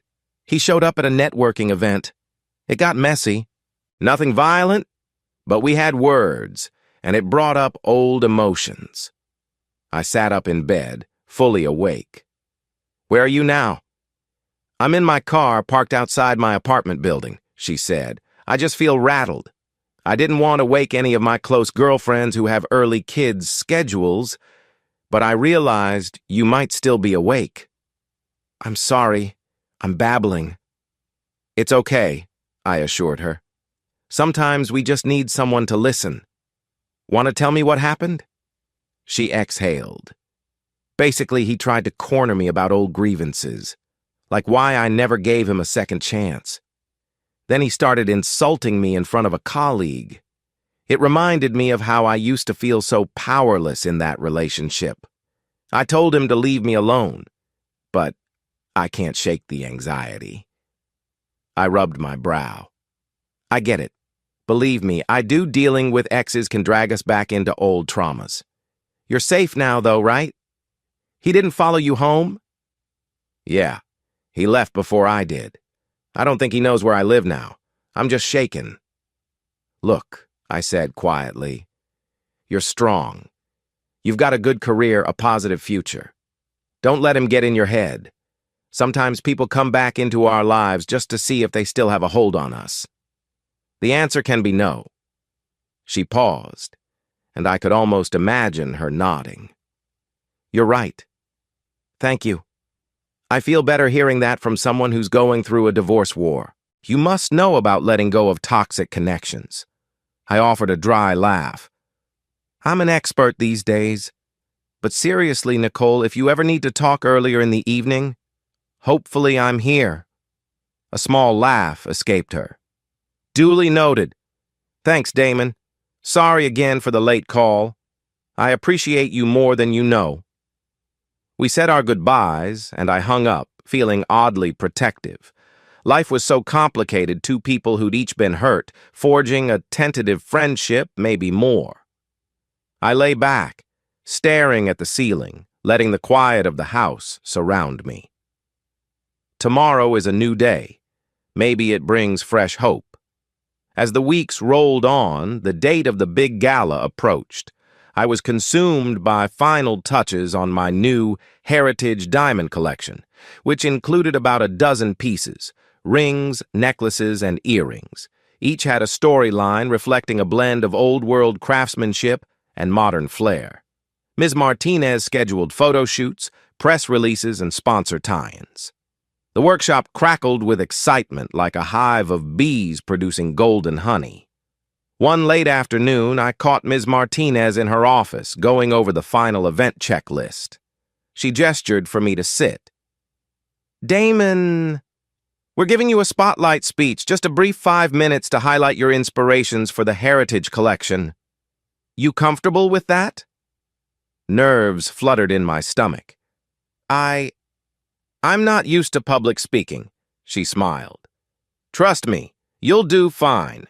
People want to hear from the artist behind these designs. Just speak from the heart why you love crafting jewelry, the significance of heritage diamonds. That's all. I nodded slowly. All right, I'll do it. Just a few days before the gala, Maxwell burst into my workshop, ignoring the employees' only sign. His eyes sparkled with excitement. Damon, huge news. Franklin just defaulted on a major loan. The bank is calling it in. Crestridge might bail him out, but there's chatter they won't. They're fed up with the negative publicity. I removed my magnifying loupe, heart pounding. You're serious? As a heart attack, Maxwell said, practically dancing on his toes. He's on the brink of personal bankruptcy if he can't find another investor. And rumor is no one wants to touch him because of the ethical concerns swirling around. Triumph washed over me like a warm wave. That's damn. So it's happening. Maxwell grinned. I told you patience and strategy win the day. This guy's meltdown is imminent. Then he sobered. But watch your back. A cornered animal can be dangerous. Don't be surprised if Franklin tries something reckless. I nodded. I'll stay vigilant. The image of Franklin's cocky face popped into my mind, replaced by the mental snapshot of him flailing under debt and suspicion. I couldn't deny the satisfaction coursing through me. He humiliated me, but now he'll experience the downfall of his illusions. That evening, Haley showed up at my place again. I'd just finished dinner with Brianna and Scott, who retreated upstairs to give us privacy. Haley looked hollowed out, wearing sweatpants and an old hoodie, eyes red from crying. What is it this time? I asked, bracing myself. She sank onto the couch, burying her face in her hands. Franklin's losing everything. The fancy condo, the boat, the accounts, it's all going away. He's lashing out, calling me a parasite. She let out a muffled sob. I have nowhere to go, Damon. I can't afford my old place. And my savings are dried up from legal fees. I'm scared. I stood there, arms folded, forcing down any flicker of pity. You made these choices, Haley. I'm sorry it's turned out badly, but you can't expect me to rescue you. You wanted a divorce, so you could be with him. She looked up, tears streaking her cheeks. I know. God, I regret so much. The kids are with you now, so at least they're safe. But what about me? My throat felt tight. That's not my responsibility anymore. I'm not your husband. The words tasted bitter, but also truthful. She swallowed hard, a strangled sob escaping her. So that's it? You're going to leave me to drown? I fought the urge to lash out. Instead, I spoke softly. Haley, you left me for Franklin. You turned my life upside down. I've only responded by defending myself and the kids. If you need help, try family or friends. I'm not your fallback plan. She closed her eyes, defeated. After a moment, she stood up on shaky legs. I guess I have no right to ask for anything. I'll figure something out. I walked her to the door, emotions churning. She paused on the threshold, whispering, I'm so sorry. Sorry. That word again. But it couldn't fix what was broken. I said nothing, just gently closed the door behind her. As I turned around, I found Brianna halfway down the stairs, looking troubled. Dad, is Mom okay? I released a weary breath. She'll survive. She's going through a tough time. I just can't help her. Any more? Brianna nodded, sadness in her eyes. I get it. I wish things were different. Me too, I murmured. But we can't change the past. 3 days before the gala, Nicole came by the workshop to finalize a new deal. We ended up walking to a nearby coffee shop afterward, the autumn air crisp around us. Once we settled at a small table, she gave me a concerned once-over. You look exhausted. Are you sure you're up for the big event? I let out a breathy laugh. I have to be. It's important for my career, for showing the kids that I'm not just some depressed divorcee. She reached across the table, briefly covering my hand with hers. I believe in you. You've done so much good work under insane pressure. This is your moment to shine, Damon. Don't let the drama overshadow your talent. Her warm touch and steadfast encouragement struck a chord in me. Nicole, thank you. Honestly. You've been a bright spot through all this chaos. She smiled gently, then withdrew her hand. I'm just being a friend. Maybe an investor in your future too, if you let me. I felt a flutter in my chest, a soft stirring of something beyond mere friendship. But before I could probe that, a beep from my phone reminded me I was due back at the workshop. Let's talk more after the gala, I suggested, rising from my seat. I'd love to pick your brain about marketing expansions, maybe a personal brand. She nodded. I'll be there at the event cheering you on. Break a leg. We parted ways, a subtle tension lingering, something sweet and hopeful.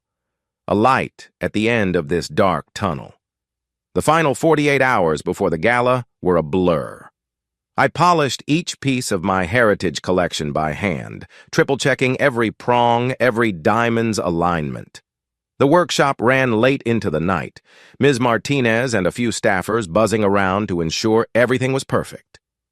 I made sure to slip out occasionally to see the kids at home, but mostly I was consumed by this event. My phone beeped constantly with updates. Maxwell confirming scheduling with potential investors, Iris prepping me for the next court hearing, Nicole texting me tidbits about which VIPs would be attending. I felt like I was on the edge of a precipice, about to leap into either triumph or chaos. On the eve of the gala, I turned off my phone for an hour just to breathe. The kids were both out with friends, so I had the house to myself. I sank into the living room sofa, staring at the dark TV screen. This is it, I told myself. The moment we prove we've risen from the ashes, Franklin is done. Haley is out of my life except for co-parenting. A new path awaits. A swirl of emotions overcame me: relief, tension, excitement, guilt, vengeance, hope, all knotted together. I let the quiet envelop me, shutting my eyes.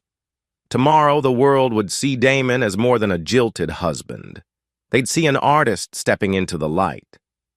That night I dreamed of forging a ring in a blazing furnace, each hammer strike echoing through an empty hall.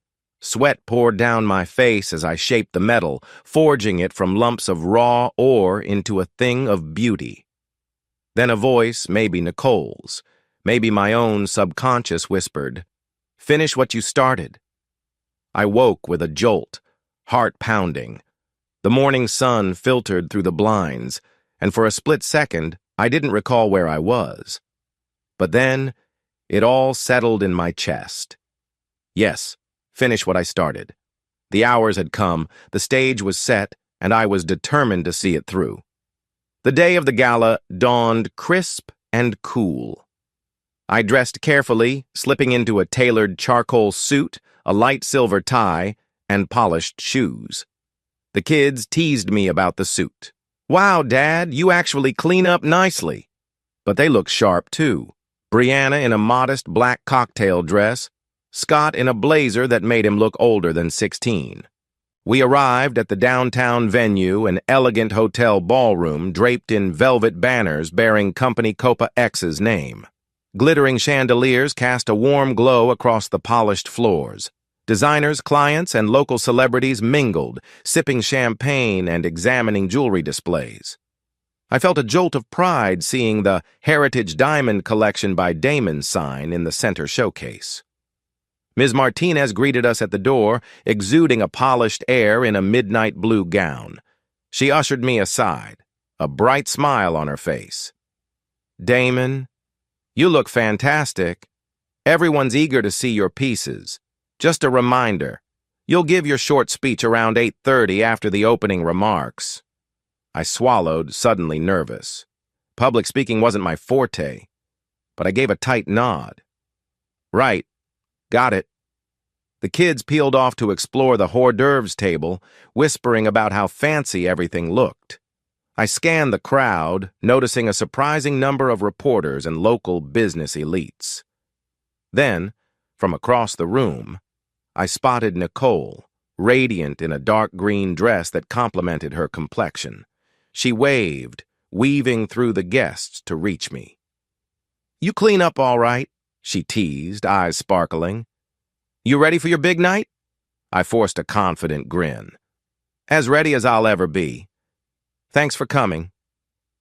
Not 10 minutes later, a hush fell near the entrance. I turned to see Franklin stepping into the ballroom. My stomach knotted in an instant. He wore a suit, too, though his tie was slightly askew, and his face betrayed a flicker of uncertainty. A few heads turned, whispering. I felt Nicole's hand lightly touch my arm in concern. "What's he doing here?" I muttered. "He wasn't invited." Ms. Martinez, noticing the disturbance, marched over to intercept Franklin. I couldn't hear the exchange, but I saw him wave a slip of paper, perhaps some last-minute pass or a sponsor's ticket. She looked furious, yet eventually relented. He strolled deeper into the room, posture stiff. I exhaled a shaky breath, turning to Nicole. "He's here to start something. I can feel it." She frowned. "Stay calm. Don't let him ruin this moment. Your success speaks louder than any confrontation." I nodded, forcing my pulse to slow. "He's a cornered animal," Maxwell warned. "Keep your composure." A cluster of potential clients gathered around my display. I stepped forward, greeting them with a polite smile. They oohed and awed over the intricate details in each piece, the swirling filigree, the carefully set diamonds. I explained the inspiration. Old-world techniques passed down from a mentor, merged with modern shapes for a timeless effect. "These are exquisite," one woman gushed. "I've always appreciated subtle craftsmanship over showy designs." A man beside her nodded. "The rumor is that Damon's pieces have far better clarity than anything at Crestridge. My wife's been eyeing that ring in the center for weeks." I concealed a smirk, recalling how the rumor mill had sabotaged Franklin. Now they see the difference. I gleaned that these folks might place significant orders tonight, which could further boost my reputation and bury Franklin's. While moving between showcases, I nearly bumped into Haley. She wore a subdued gray dress overshadowed by the glitz around her. She flinched as if expecting me to lash out, then quickly schooled her features. "You look good," she said awkwardly. I mustered a polite nod. "What are you doing here? Didn't think you'd come." She shrugged. "I got a courtesy invite from Ms. Martinez, probably extended when we were still married. I thought about not coming, but I wanted to see how well you're doing." Her eyes darted around. "Is Brianna here?" I pointed to where Brianna and Scott stood near a large chocolate fountain, sampling desserts. Haley sighed. "They hardly talk to me these days." I kept my voice neutral. "That's between you and them. You know you can approach them if you want." She bit her lip. "And Franklin?" "Over there," I said, nodding at the corner where Franklin hovered near the bar. "I'd avoid him if I were you." She hesitated, then whispered, "I'm proud of you, Damon. Truly. Your collection is breathtaking." A sad smile tugged at her lips. I guess I always knew you had greatness in you, but I was impatient. A swirl of conflicting emotions churned. Well, you made your choices. Now we live with the consequences. She nodded, eyes glistening. Yeah? Then she moved away, melting into the crowd. Just as Haley retreated, Brianna and Scott ambushed me. Scott was nearly bouncing with excitement. Dad, this is insane! Everyone's talking about how your designs are the highlight of the night. I heard some big exec from Ardell Jewels praising them. Brianna beamed. You're basically the star, Dad. I'm so proud. I felt a surge of warmth ruffling Scott's hair. Thanks, buddy. I appreciate you two being here. Brianna glanced over my shoulder. Mom's here, too. She waved at us from across the room. She looked sad. I pressed my lips together. She might be going through a lot. If you want to say hi, that's up to you. They exchanged glances. Then Brianna shrugged. Maybe later. Tonight's about you. At 8:30 sharp, Ms. Martinez took the microphone on the small stage set up at one end of the ballroom. The lights dimmed, except for a spotlight shining on her. She welcomed everyone, thanked sponsors, and outlined Company Cope X's mission. Then she introduced me as the headliner for the Heritage Diamond Collection. My heart pounded as I ascended the stage. The bright glare of the spotlight made it hard to see the crowd, but I sensed hundreds of eyes on me. I swallowed and began. Good evening, everyone. My name is Damon, and I've been with Company Copa X for over 20 years. My voice trembled at first, but I pressed on. I spoke about the passion behind my craft, how each piece represented a bridge between traditional jewelry making and modern aesthetics. I mentioned mentors who taught me patience with precious metals, and how my personal journey shaped the artistry you see tonight. The Heritage Diamond Collection, I concluded, is more than just jewelry. It's a testament to resilience. No matter how rough the stone, with the right guidance, it can become something beautiful. Thank you for letting me share this dream with you. Applause thundered. My cheeks felt hot, yet a wave of gratitude washed over me. I did it. I got through. No sooner had I stepped off the stage than Franklin emerged from the shadows, eyes wild. He cornered me near the corridor leading to the restrooms, ignoring the passing guests. You think you're so clever, he spat, voice low. Sabotaging my deals, spreading lies about me. I held his glare. I have no idea what you're talking about. Your downfall is your own doing. Bull. He seized my arm and I yanked free. You turned the entire industry against me. My loans, my reputation gone, and now you're the big star. He sneered. You must feel real proud. I steadied my breath, glancing around to ensure no guests were within earshot. I warned you not to come near me again, Franklin. Let go of your delusions. Your shady dealings caught up with you, that's all. His lips curled in a snarl. Haley's in tears half the time. She blames me, but she should blame you too. You refused to just vanish gracefully. You had to be this tough guy, stirring up trouble. Something in me snapped. Stirring up trouble? You had an affair with my wife, tried to overshadow my career, flaunted your wealth at my kids. You expected me to roll over? He jabbed a finger at my chest. I gave her what you couldn't: attention, excitement, and you can't stand that she chose me. A primal rage flared in my stomach. I took a slow breath, stepping closer until we were nearly nose to nose. She sees who you really are now. Everyone does. You want to blame me for your failures? Go ahead. But you lost. That's the reality. He glared, fists clenching. For a moment, I thought he'd swing at me. But footsteps approached Ms. Martinez and a security guard, drawn by the tension. She scowled at Franklin. Is there a problem, sir? Franklin gave a bitter laugh.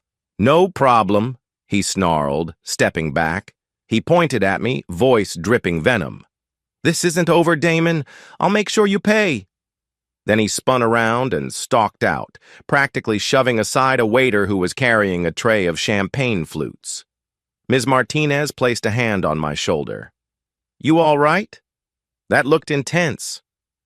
I nodded, exhaling slowly. "I'm fine. He just needed to vent." A cornered animal making empty threats. The rest of the night went by in a haze of congratulatory handshakes, business card exchanges, and selfies with local influencers.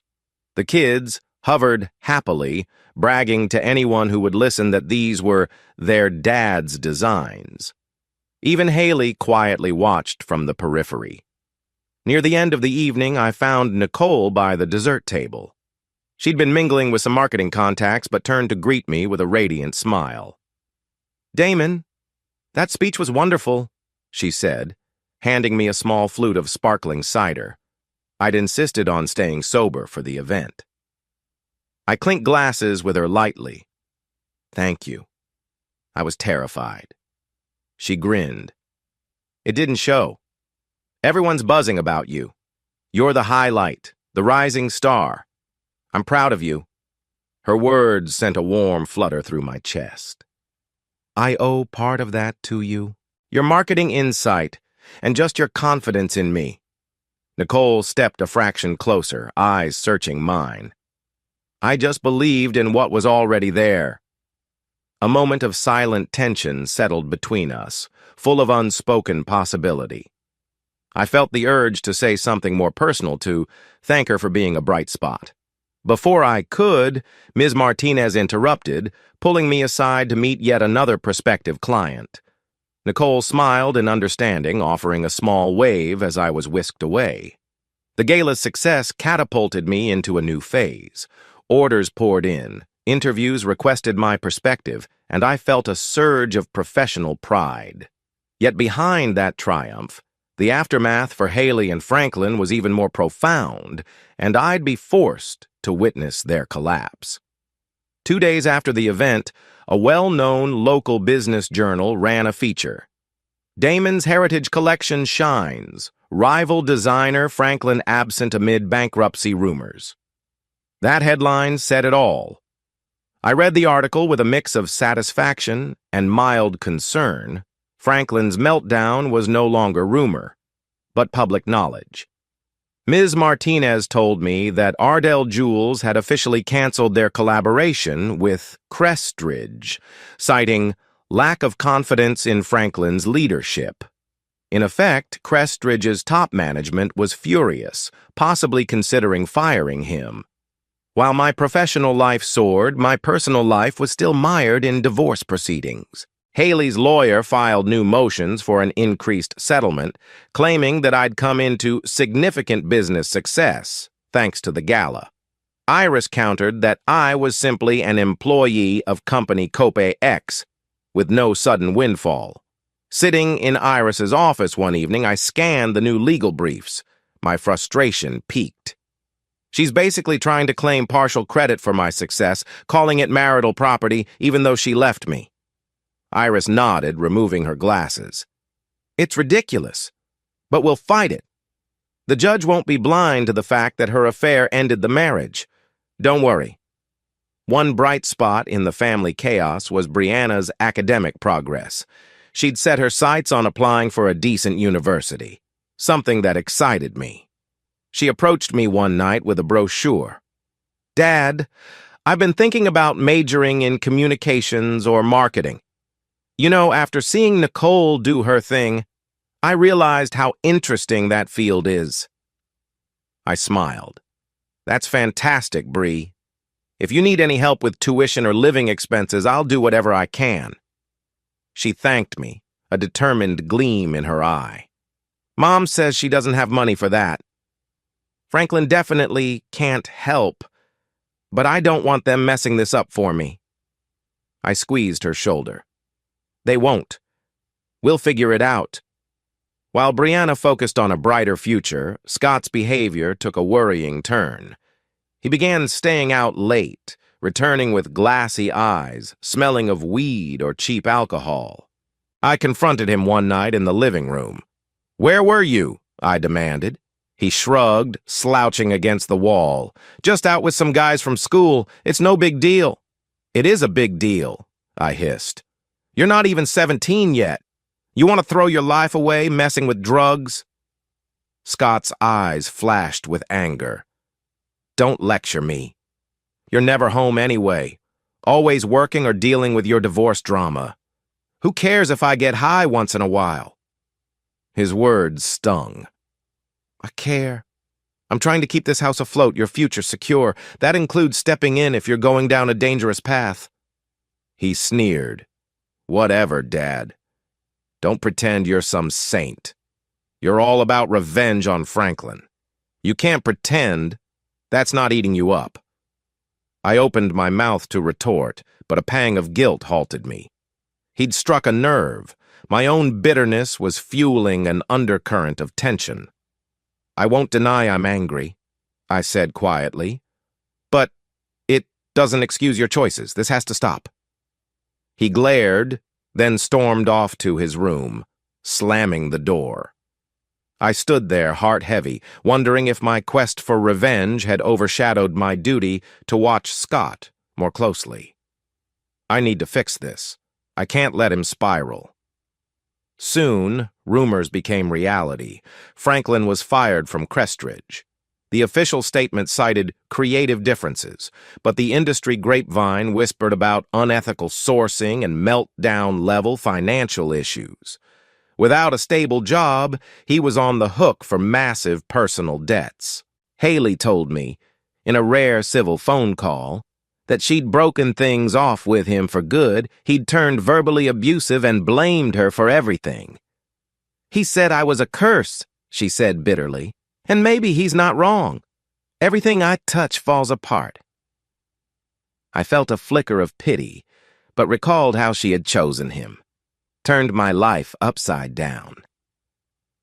"Well, that's between you and him," I replied. "Focus on yourself and the kids." One late afternoon, Nicole stopped by the house to drop off some marketing paperwork related to a potential new client. She found me in the kitchen, reeling from an argument with Scott that ended with him storming out again. "You look exhausted," Nicole said softly, setting the papers on the counter. "What's wrong?" I sighed, rubbing my temples. My son's rebellious phase is in overdrive. He's messing with substances, skipping classes. I'm at a loss. Nicole frowned sympathetically. "That's tough. Maybe he's acting out because of the divorce stress? Or feeling overshadowed by your success?" I shrugged, frustration boiling. "Possibly. I just know I can't let him go off the rails. But he's too angry to accept help." She rested a hand on my arm. "If there's anything I can do, introduce him to some youth programs or talk to him about marketing or future opportunities, let me know." The warmth in her gesture reminded me that I didn't have to bear everything alone. "Thanks, Nicole. You're a real friend." A flicker of emotion crossed her face, something deeper than friendship. She pulled back, offering a kind smile. "Of course. Anytime." As if I didn't have enough on my plate, a sudden crisis struck. Brianna tearfully confessed she'd missed her period and was worried she might be pregnant by her boyfriend, who had abruptly ghosted her.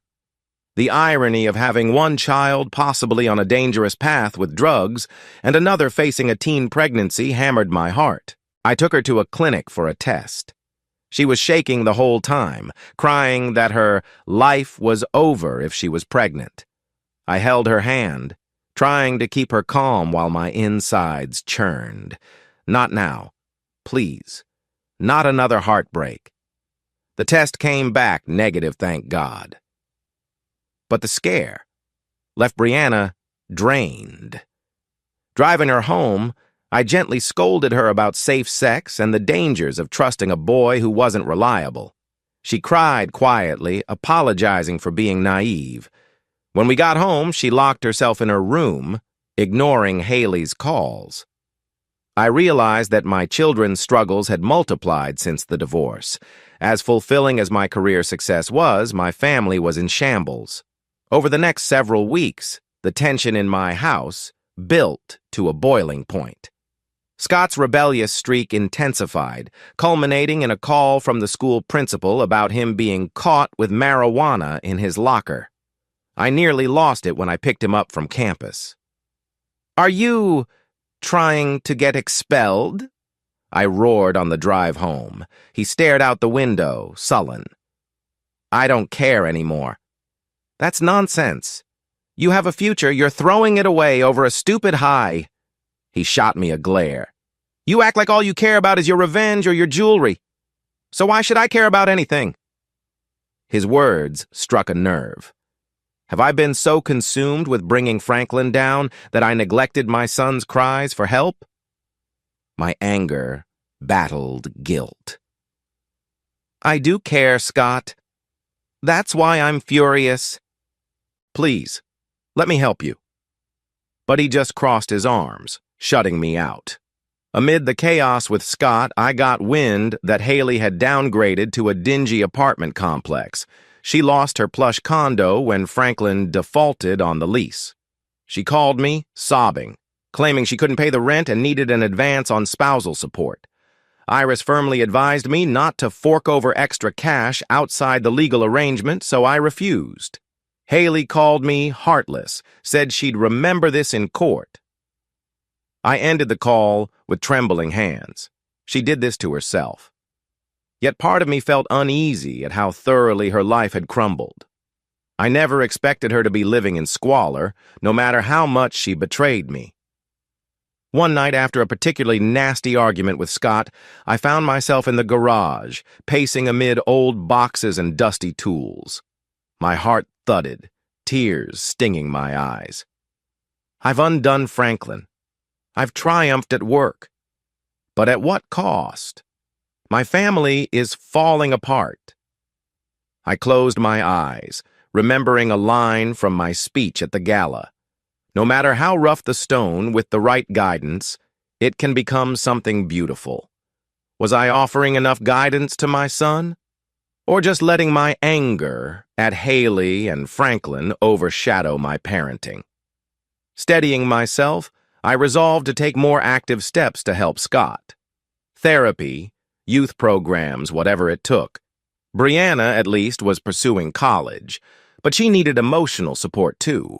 Meanwhile, I'd maintain my stance against bailing out Haley financially, but maybe I could encourage her to find actual help or a stable job, for the kids' sake. As for Franklin, I heard he was on the verge of leaving town or hiding out from creditors. My vengeance had succeeded. He was destroyed, and I felt no sympathy. Now I have to focus on building something real, a stable home, a better future for me and the kids, possibly with Nicole in the picture. Rubbing the ache in my chest, I reminded myself, finish what you started. That meant not just revenge, but also forging a new life from the broken pieces. As I shut off the garage light, I silently vowed, I won't let my children become collateral damage of this war. Despite my resolve to guide Scott onto a better path, each day felt like walking on eggshells. His mood soared and dipped unpredictably, and he'd vanish for hours sometimes overnight, only to reappear with bloodshot eyes and an unsteady gait. I tried everything: stern warnings, gentle conversations, therapy appointments, even half threats to involve the authorities if he didn't straighten up. But he kept slipping away. All the while, I was drowning in a mess of court hearings, child support adjustments, and frantic attempts to keep Haley from draining my finances. The success of my new heritage collection at company Copa X had turned me into a local celebrity. Yet every time I appeared on some local news segment or magazine interview, a cold pang twisted in my gut. I'm achieving everything I dreamed of, but my son is lost. One Monday afternoon, just a few weeks after my last confrontation with Scott about weed in his locker, I got a call from the high school principal. I was in the workshop, painstakingly setting an emerald into a platinum ring for a VIP client. My phone buzzed relentlessly, and when I saw the school's number, my stomach dropped. "Mr. Damon?" The principal's stiff voice came over the line. "I'm sorry to inform you, but Scott was involved in a fight today." My heart slammed. "Is he hurt?" "No. He's not seriously injured. He threw punches at another student who was apparently taunting him about his, let's say, family issues." Staff intervened quickly, but he refused to calm down. We had to suspend him for a week. I closed my eyes, tension coiling around my spine. "I understand. I'll come pick him up." The principal's tone softened. "I know it's been tough for Scott, but violence can't be tolerated. Maybe he needs a break or counseling. Something's fueling this anger." I mumbled thanks and hung up, exhaling shakily. Another blow. Ms. Martinez saw me slump forward on my bench, tools in hand. "Bad news?" she asked softly. I nodded. "My son. Another incident. I have to handle it." I left midday, feeling unprofessional but powerless. At the school, I found Scott in the main office, arms crossed, eyes full of resentment. A bruise darkened his cheek. I signed the suspension form, swallowing my frustration. As we walked to the parking lot, neither of us spoke until we got into my car. Finally, I demanded, "Who'd you fight?" He shrugged, looking out the window. "Some jerk named Logan. He said crap about how my mom cheated on you, how you're too busy being famous to notice I'm a junkie." I lost it. A spark of sorrow and anger flared in me. He's hurting because of the divorce drama and the gossip that inevitably seeped into teen circles. "I'm sorry, Scott," I said gently, hand gripping the steering wheel, "but punching him won't fix anything." "He deserved it," Scott muttered. "Everybody deserves a punch." I drove us home in silence. That evening, after hearing about the fight, Haley showed up unannounced. She looked pale, wearing a sweater that seemed 2 sizes too big, maybe borrowed, maybe the only one she could afford. The stress of her financial ruin had carved lines into her face. She glanced at Scott, who was sulking on the living room couch, then turned to me. "I can talk to him, Damon. Maybe I can—" I held up a hand. "Haley, you can try, but I can't promise he'll listen." She approached Scott gingerly. "Baby, please, talk to me. I know things are messed up, but you don't have to lash out." He stared at her, eyes cool. "You only show up when something bad happens, Mom. You don't actually care. You're too busy complaining about your rent or your ex-lover's meltdown." She flinched, as though struck. "That's not fair, Scott. I'm still your mother." "Yeah? Then why do you blow up our family?" He spat the words with such venom that I felt them pierce my own heart. "You promised a better life with Franklin, but all we got is this broken mess." Haley's lips trembled. I made mistakes. I thought I was doing what was best for me. For you, I don't know. I'm sorry." Scott sprang up, fists clenched. "Stop saying you're sorry. It doesn't fix anything." He stormed out the front door, letting it slam behind him. I heard him stomp across the yard, presumably heading to a friend's house or who knew where. Haley sagged onto the couch, covering her face. "Oh God, I don't know how to reach him." I rubbed my temples, my voice harsh. "I've tried everything.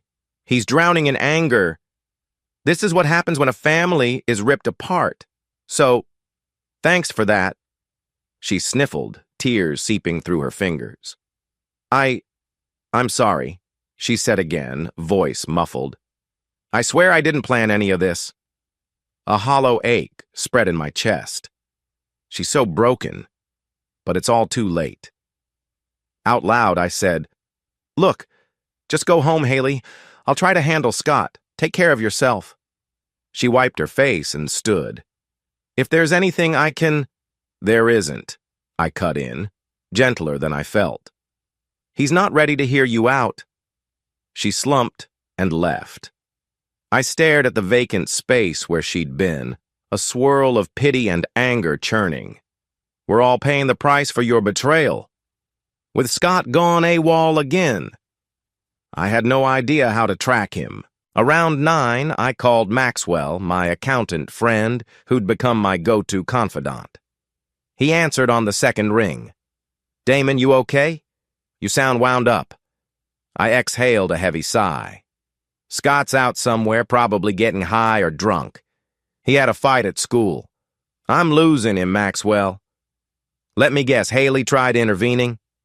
"Yeah, worthless. He hates her. Hates me. Hates everything. I'm worried." Maxwell paused.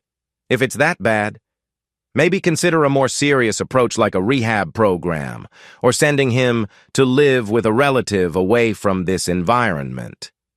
It might be the shock he needs." The thought made my stomach churn. I've thought about rehab, but he's not even 18. If he won't cooperate, it's forced, which might make him resent me more. "But it might save his life," Maxwell said quietly. A heavy silence settled. Save his life. That's how dire this was. "I'll think about it," I whispered. "Thanks, man." We hung up. I spent the next hour pacing the living room, every distant car engine making me hope it was Scott returning. Eventually, near midnight, I heard the door creak open. He stumbled in, reeking of booze. He didn't even look at me, just headed for the stairs. "Scott," I said softly, "we need to talk." He paused, swaying slightly. "Not now. I'm gonna throw up." He dashed to the bathroom, retching. I followed, helpless as he clung to the toilet bowl. Once he was done, I handed him a towel. "This isn't working," I said quietly. "You can't keep doing this." His eyes were watery, face pale. "I know, but I can't stop," he mumbled. "Everything's messed up." I swallowed the lump in my throat. "We'll figure it out," I promised, though I had no idea how. Less than a week later, I woke early on a Saturday to find my car keys missing and my sedan gone from the driveway. Panic jolted me fully awake. Scott. I tried his phone. No answer. Tried his friends. None knew where he was. Fear gripped me. He can't even drive legally yet. He's unlicensed. High. Anything could happen. I called the police, heart pounding, to report a missing vehicle. They told me to wait, see if he returned. All day, I paced the house, calling local hospitals, half expecting to hear about an accident. My mind conjured worst-case scenarios. Twisted metal, blood on the asphalt, a teenage boy lying motionless. The tension was unbearable. Finally, around dinner time, a tow truck pulled up to my house. My sedan was on the flatbed, the front bumper smashed, headlights broken. A police cruiser followed. An officer stepped out, expression grim. Oh, God. He approached me with a clipboard. "You're Damon, right? We found your car abandoned near the highway. Witnesses say a teenage boy fled the scene after sideswiping a guardrail. He was with a girl, presumably older. We're investigating." I stared at the car's mangled front end, my mind spinning. Is he okay?" The officer shrugged. "No injuries reported from the guardrail impact. He must have bailed. But we'll try to locate him. If you hear from Scott, call us immediately." My jaw tightened. "Of course," I muttered, half numb. After the tow truck driver lowered my car, I stood there on the curb, hands shaking. My precious sedan, battered, but I only cared about Scott. This is it. He's crossed a line. Unable to sit still, I grabbed my old truck keys and older pickup I'd kept for emergencies and started driving around local hangouts, checking convenience stores, asking random teenagers if they'd seen Scott. At one dilapidated gas station known for shady after-hours traffic, a cashier recognized his description. "Yeah, I saw a kid like that with a brunette woman earlier," the cashier said. They bought cigarettes, beer. He seemed out of it. My heart sank. A brunette woman? Maybe a prostitute or older user? Fear spiked in me. Which way did they go? He shrugged. No idea, man. They just left on foot. I resumed my frantic search until midnight, but found nothing. Exhaustion weighed on me like lead, so I returned home, hoping maybe Scott would appear. At 3 a.m., my phone rattled me awake. My heart lurched. No good news comes at that hour. I fumbled to answer, the screen showing an unknown number. "Hello?" I croaked. A tired male voice responded. "This is Officer LeBlanc with the Highway Patrol. Are you the father of Scott?" My pulse thundered in my ears. "Yes. Did you find him? Is he—" The officer hesitated. "I'm sorry, sir. There's been an accident. Your son's vehicle collided with a guardrail at high speed on the cross-county highway. Both occupants didn't make it." The world tilted. I forced out a hoarse whisper. "What do you mean? They're dead?" "Yes, sir," he said gently. "We believe alcohol or drugs may be involved. The coroner's en route. We need you to come identify the body." My phone slipped from my hand. A cold wave numbed my limbs. Dead? Scott? No, impossible. But the officer's voice echoed in my mind, an unrelenting reality. I sank to the floor, keening a raw animal sound I'd never heard from myself. My son gone. Everything after that felt like a nightmare played in slow motion. Maxwell drove me to the crash site because I was too shaken to function. Police lights strobed across twisted metal, the acrid smell of burnt rubber clinging to the night air. The guardrail was shredded. The car's front end completely crumpled. Nearby, paramedics hovered over two black body bags on the asphalt, a grim hush blanketing the scene. I staggered forward, eyes locked on the bags. An officer gently pulled me aside to confirm identity. I glimpsed Scott's pale face, half-bloodied, eyes closed forever. My knees buckled. Maxwell held me upright. I vaguely registered the presence of another body, a dark-haired woman, presumably the prostitute or older friend. Equally lifeless. 2 young lives ended in a single reckless moment. My mind reeled. Guilt and horror clashing. I should have forced him into rehab. Should have done more. The next day I had to tell Brianna. I found her in the living room, tear tracks already marking her cheeks, Haley must have called.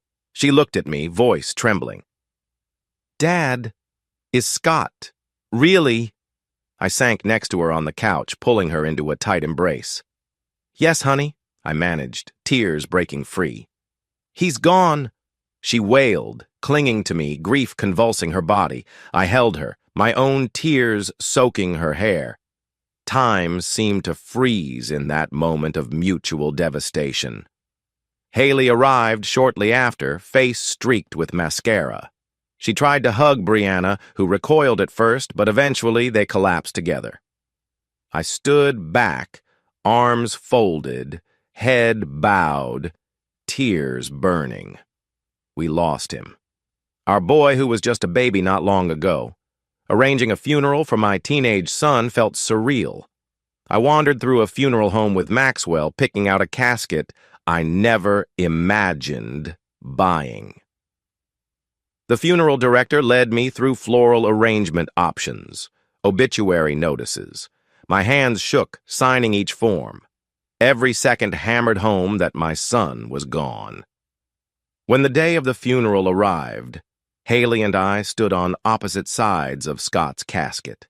I wore a plain black suit, numbness flattening my emotions. Brianna hovered close by, face pale, eyes swollen. Only a few classmates attended some of Scott's friends who looked equally shell-shocked. Haley sobbed uncontrollably through the short service, sometimes blaming herself, sometimes blaming me. I had no energy to engage. All I could do was place a single white rose on the casket. The pastor said a prayer about lost potential, about sorrow, about the fragility of life. I listened, but the words blurred. My heart felt hollow. After the service, people trickled away, leaving me alone by the gravesite. I gently laid my hand on the polished wood. "I'm sorry, Scott. I failed you. I let my anger overshadow your needs." My throat constricted, tears streaming silently down my face. A moment later, someone stood behind me. I turned to see Nicole, eyes brimming with empathy. She said nothing, just wrapped her arms around me. I crumpled into her embrace, sobbing the tears I'd been holding back. The world felt like an abyss, but her warmth offered a fragile lifeline.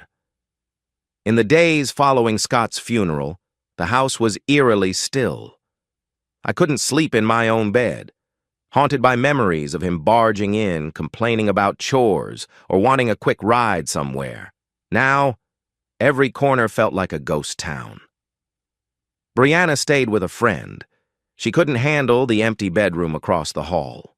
I found myself aimlessly pacing at night, rummaging through Scott's belongings, inhaling the faint smell of his cologne. He was so young, I kept repeating in my mind, as if trying to rewrite reality. Haley tried reaching out multiple times, texting me about a memorial fund or a scholarship in Scott's name. I ignored most messages. The wound was too raw to talk with her. Part of me blamed her, part of me blamed myself, and part of me seethed that our war had overshadowed his cries for help. Nicole came by daily, bringing groceries, gently tidying the kitchen. She never pushed me to talk, just offered her presence, a quiet anchor in the storm. One late evening, as she sat with me in the darkened living room, I finally allowed myself to admit, "I need help. I can't bear this alone." She squeezed my hand, tears shining in her eyes. "You're not alone, Damon. I'm here. Let's get you into grief counseling, therapy, whatever it takes. You've been through hell." I nodded, broken, but grateful that she cared enough to stay. In the weeks following Scott's tragic death, an uneasy hush settled over our fractured family. Brianna tried returning to her routine, finishing high school, prepping for college applications. I threw myself into a partial sabbatical from Company Copa X, grateful that Ms. Martinez insisted I take time to grieve. I couldn't focus on jewelry, not with my heart so raw. Haley was a spectral presence, drifting on the edges of my life. She'd show up at random intervals, eyes hollow, clothes hanging loosely on her thinning frame. She seemed as grief-stricken as I was, yet there was always that wedge of betrayal between us. One day, Brianna mentioned in passing that Haley had been missing work shifts, complaining of frequent pain and fatigue. "Mom's not well," Brianna said quietly. "She looked feverish and she was coughing a lot." I frowned. "She's always been prone to stress, but maybe it's just depression." Brianna shrugged. "Could be. But she also mentioned seeing a doctor." "I'm worried, Dad." A cold flicker of concern touched me. Despite everything, she was still the mother of my children. We had a long history, even if it ended in betrayal. I pressed my lips together. "I'll check on her." That evening, I drove to Haley's address, a run-down apartment complex with peeling paint and flickering exterior lights. The elevator was out of service, forcing me to climb 3 flights of creaking stairs. Finally, I knocked on a door labeled 3B. No response at first, but then I heard shuffling steps. Haley opened the door in a tattered bathrobe, her eyes sunken, cheeks gaunt. The smell of stale air and unwashed dishes wafted out. I swallowed a surge of pity. She squinted. "Damon? What are you doing here?" I glanced around, noticing the cramped, messy living room, stacked overdue bills, half-empty coffee cups, a sagging couch. "Brianna said you were sick. I just wanted to see if you're okay." She gave a bleak laugh that turned into a racking cough. Yeah? So thoughtful, considering you hate me. I sighed. I don't hate you, Haley. I can't forgive what happened. But that doesn't mean I want you to die. She looked away, tears glinting. Too late for forgiveness anyway. I've been to the doctor. My immune system's wrecked stress, poor nutrition, pneumonia that never healed. Now it's something worse. They suspect advanced cervical cancer. Her voice trembled, heavy with despair. Shock reverberated through me. Cancer. God, Haley. She sank onto the couch, burying her face in her hands. I let everything fall apart, my marriage, my finances, my health. I've got a follow-up appointment next week, probably too late for treatment. I feel so alone. A swirl of complicated emotions coursed through me. She'd shattered our family, but now she faced a mortal battle. How could I not feel compassion? I lowered myself onto a battered armchair. Look, do you have insurance? She sniffled. A minimal policy. Probably won't cover much. But I'm done fighting, Damon. She let out a weak sob. Scott's death, that was the last blow. I can't take any more. I closed my eyes, remembering our once young love, our wedding day, the birth of our kids. We were so hopeful back then. Let me help. At least let me see if Maxwell can figure out something with finances. A tortured laugh escaped her. You'd do that? After all I did? I stared at the dingy floor. I'm not doing it for you. I'm doing it for the kids, so they don't lose their mother too soon. She burst into tears, hugging herself. I sat there, uncertain how to comfort her. Part of me wanted to walk away and let her face the consequences alone, but an older part of me, still capable of empathy, couldn't. Eventually, I stood and left, promising to come back with some groceries. She didn't respond, just sobbed softly in the dim light of her meager apartment. The next day, I explained the situation to Maxwell. He grimaced, tapping a pen on his desk. Cervical cancer is serious. If it's advanced, treatment is costly. She's basically broke. I paced his living room, wincing. I'm not sure I can foot the bill either. I'm not a billionaire. But maybe we can figure out some charitable option? He gave me a sympathetic nod. We can try. There are organizations that help uninsured patients, especially single mothers. He paused. But you know, advanced stage, the outlook might be bleak. My chest tightened. She's not even that old. This is insane. He exhaled. This year's been insane for you, Damon. You lost a son, your ex-wife is dying, your daughter's traumatized. Meanwhile, you're at the peak of your career. It's a cruel paradox. I pressed my palms to my temples, fighting tears. I want to do what's right, but I'm so damn tired. I never wanted any of this. Maxwell stood, gripping my shoulder. We'll figure it out step by step. For now, let's see if we can get her into a decent clinic. I'll call around. A few days later, I stopped by Haley's apartment again, dropping off a bag of groceries. Soup, vitamins, bottled water.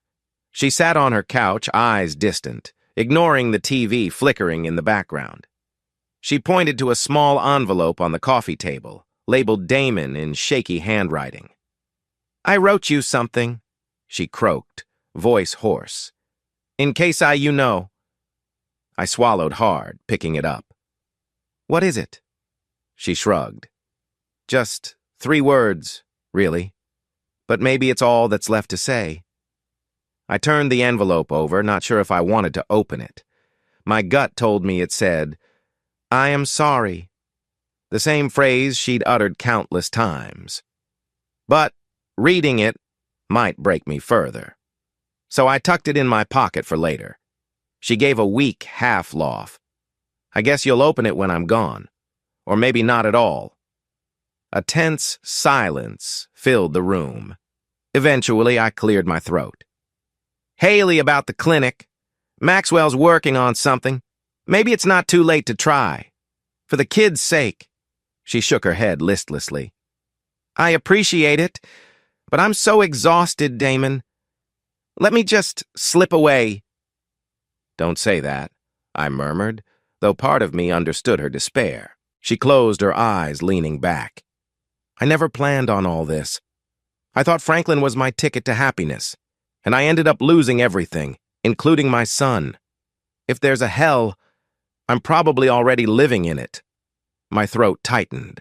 I crouched beside her, wanting to offer some comfort, but not sure how. Maybe the only thing left is to ask for forgiveness, from yourself, if nothing else. Tears slipped down her cheeks. She didn't speak again. One afternoon, about a week later, Brianna called me in hysterics. Dad! Mom's neighbor found her passed out. She's at the hospital. I rushed over, finding Haley in a sterile room, hooked to IVs, a breathing tube. The doctor explained she'd collapsed from complications, likely pneumonia, layered over advanced cervical cancer that had metastasized. She was in critical condition, semi-conscious at best. Brianna hovered near the bed, tears flowing. Dad, I can't lose Mom, too. Not after Scott. I gently placed a hand on her shoulder. I know, sweetheart. My voice cracked. This is too much loss. Haley blinked weakly, gazing around. Her eyes settled on me, lips twitching as if trying to form words. I leaned in, hearing a faint whisper. Forgive me. My own eyes burned. But I couldn't say the words back, not fully. Instead, I just squeezed her hand. She gave a final rattling sigh, eyes fluttering closed. Alarms sounded. Nurses rushed in. A blur of medical chaos ensued. CPR attempts, frantic calls for the crash cart. My heart thudded in raw fear. Don't die! Not like this! But moments later, the monitor flatlined. The doctor stepped back, removing his gloves. Time of death, 3:16 p.m. A hush blanketed the room.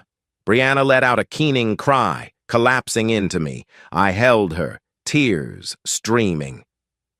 Haley, the woman who once shared my life, the mother of my children, gone in a final swirl of regret and heartbreak. Planning Haley's funeral felt surreal, coming so soon after burying Scott. I'd barely recovered from one tragedy, and now I had to bury the woman who once was my wife. The funeral home had a faintly familiar smell of lilies and formaldehyde, an unwelcoming place. Brianna sobbed quietly through the process, picking out a modest casket, a small arrangement of white roses. Maxwell tried to comfort me, but I was numb, a hollow shell going through motions. Nicole offered her support, but I sensed she was careful not to overstep. When the funeral day arrived, only a handful of people came, some distant relatives, a few old co-workers, Brianna, me, and a couple of neighbors who felt pity. The service was short, subdued. I placed a single lily on Haley's casket, recalling the day we first met as two naive teenagers. The memory twisted my heart. How did we end here, burying you so soon? After the service, Brianna handed me a small sealed letter. Mom wanted you to have this, she whispered, eyes red and swollen. It's like the note she left before, but I think she meant it as her last words. I nodded, tucking it away without reading. Another set of, I'm sorry, no doubt, but maybe one day I'd open it. Back home, the emptiness weighed on me. I lost my son, my ex-wife. My daughter is practically orphaned except for me. The days passed in a blur. I tried returning to Company Copa X, but Ms. Martinez insisted I take more leave. My creative spark was extinguished. Brianna clung to me, terrified of losing me too. She'd cry out in the middle of the night from nightmares about Scott, about her mom, about the fragility of life. I'd rush to her room, hold her, reassure her that I wasn't going anywhere, yet a voice inside me whispered, You never know. Fate can be cruel. Almost every evening, Nicole would stop by, bringing a casserole or some homemade soup. She never forced me to talk about my pain, but she made herself available for quiet, comforting conversations. We'd sit on the porch sometimes, watching the sun dip below the neighborhood, and she'd rest a hand on mine. One night, I finally confided, "I feel like everything I once had is gone. My marriage, my son, even my illusions of revenge. I got what I wanted. Franklin destroyed Haley out of my life, but it tastes like ash." Nicole blinked away tears. "Revenge rarely brings peace, Damon. It might bring justice, but not closure. You've endured terrible losses. It's okay to feel empty." My chest constricted. I wish I'd known how to help Scott sooner, or that Haley and I had parted amicably without so much pain. Now it's all regrets. She squeezed my hand. "You can't change the past, but you can shape the future. Hold on to what you still have, Brianna, your craft, your capacity to love." She hesitated, cheeks coloring faintly. "And maybe me if you want that." I studied her soft expression. Despite the sorrow swirling around me, a warmth flickered. "I do want that, but I'm so broken. Are you sure?" She placed a gentle finger on my lips. "Shh. We can be broken together, Damon. It's okay." Late one night, as I rummaged for a missing file in my desk drawer, I came across the 2 letters Haley had left for me. One was the short envelope labeled Damon from her apartment. The other from after her funeral, sealed with a simple piece of tape. "I am sorry." My heart thudded. Should I read it? I sat down, trembling hands opening the first envelope. As expected, it contained 3 words scrawled in her weak handwriting. "I am sorry." On the back, she'd written, "For everything. Please forgive me." Tears welled up. I opened the second letter. It read, "Damon, I know I don't deserve your forgiveness. I wrecked our family, and my choices cost us Scott. But in my final days, all I can think about is how I loved you once, and how deeply I regret betraying that love. Maybe I'll see Scott wherever I'm going. And maybe you can find it in your heart to forgive me, or at least find peace. Thank you for the years we had. I'm sorry." I clutched the letter to my chest, sobs racking me. All the anger, all the bitterness dissolved into raw sorrow. "I forgive you," I whispered hoarsely, voice echoing in the silent room. "I forgive you." A weight lifted, replaced by hollow sadness. But I sensed in time that sadness might fade to acceptance. Days later, I stood on the back porch, gazing up at the night sky. Stars glittered like diamonds, distant but steadfast. I felt a strange calm, recalling all the storms we'd weathered. Haley was gone, Scott was gone, Franklin had disappeared from the city, presumably still hounded by debts. The only tangible remnants of the past were me, Brianna, and the faint swirl of memories. I closed my eyes. I forgive you, Haley. I only wish we had found a different path. Somewhere behind me, I heard Nicole's footsteps. She slipped an arm around my waist, resting her head on my shoulder. We watched the stars in silence, letting the cool breeze carry away the ghosts of regret. A new chapter waits, I told myself. I'll live for those who remain. The following months were a fragile attempt at rebuilding. Though grief lingered like a constant shadow, glimmers of hope emerged. Brianna found solace in therapy, attending sessions to process the loss of her mother and brother. Meanwhile, I returned to Company Copa X part-time, gradually rediscovering my passion for crafting fine jewelry. Nicole became an integral part of our lives. She didn't push for any formal arrangement. She simply showed up, cooked meals, listened to Brianna's rants about college choices, and comforted me when nightmares of Scott's crash jolted me awake. Over time, our bond deepened into a quiet, profound love, one tempered by tragedy, but also illuminated by mutual care. Back at the workshop, Ms. Martinez welcomed me like a returning hero, insisting I focus on smaller custom orders at first to ease back. My new pieces reflected the turmoil inside me, more subdued designs, with intricate patterns symbolizing healing. Clients appreciated the emotional depth, some claiming they felt soul in each ring or pendant. Maxwell occasionally reminded me that I could start my own label if I wanted, but for now, I was content within the familiar walls of Company Copa X. No rush, I thought. I need stability after so much chaos. Brianna flourished despite her grief. She threw herself into final exams, joined a community volunteer group, and started drafting college essays that told her story. Losing a brother, a mother, but finding resilience. In the afternoons, she'd sit at the kitchen table with Nicole, editing her personal statements about overcoming adversity. One day I passed by to hear Nicole saying softly, "Your experiences are tragic, but you've grown a compassionate heart. Colleges will see that you have so much to offer." Brianna smiled wanly. "I just wish I had a normal family, you know?" Nicole placed a comforting hand on hers. "No one really has a normal family. We all have baggage. Yours is just heavier, but you'll turn it into empathy for others." Brianna blinked back tears, nodding. I felt a swell of gratitude for Nicole's presence. She's stepping into a motherly role for Brianna so gently, so respectfully.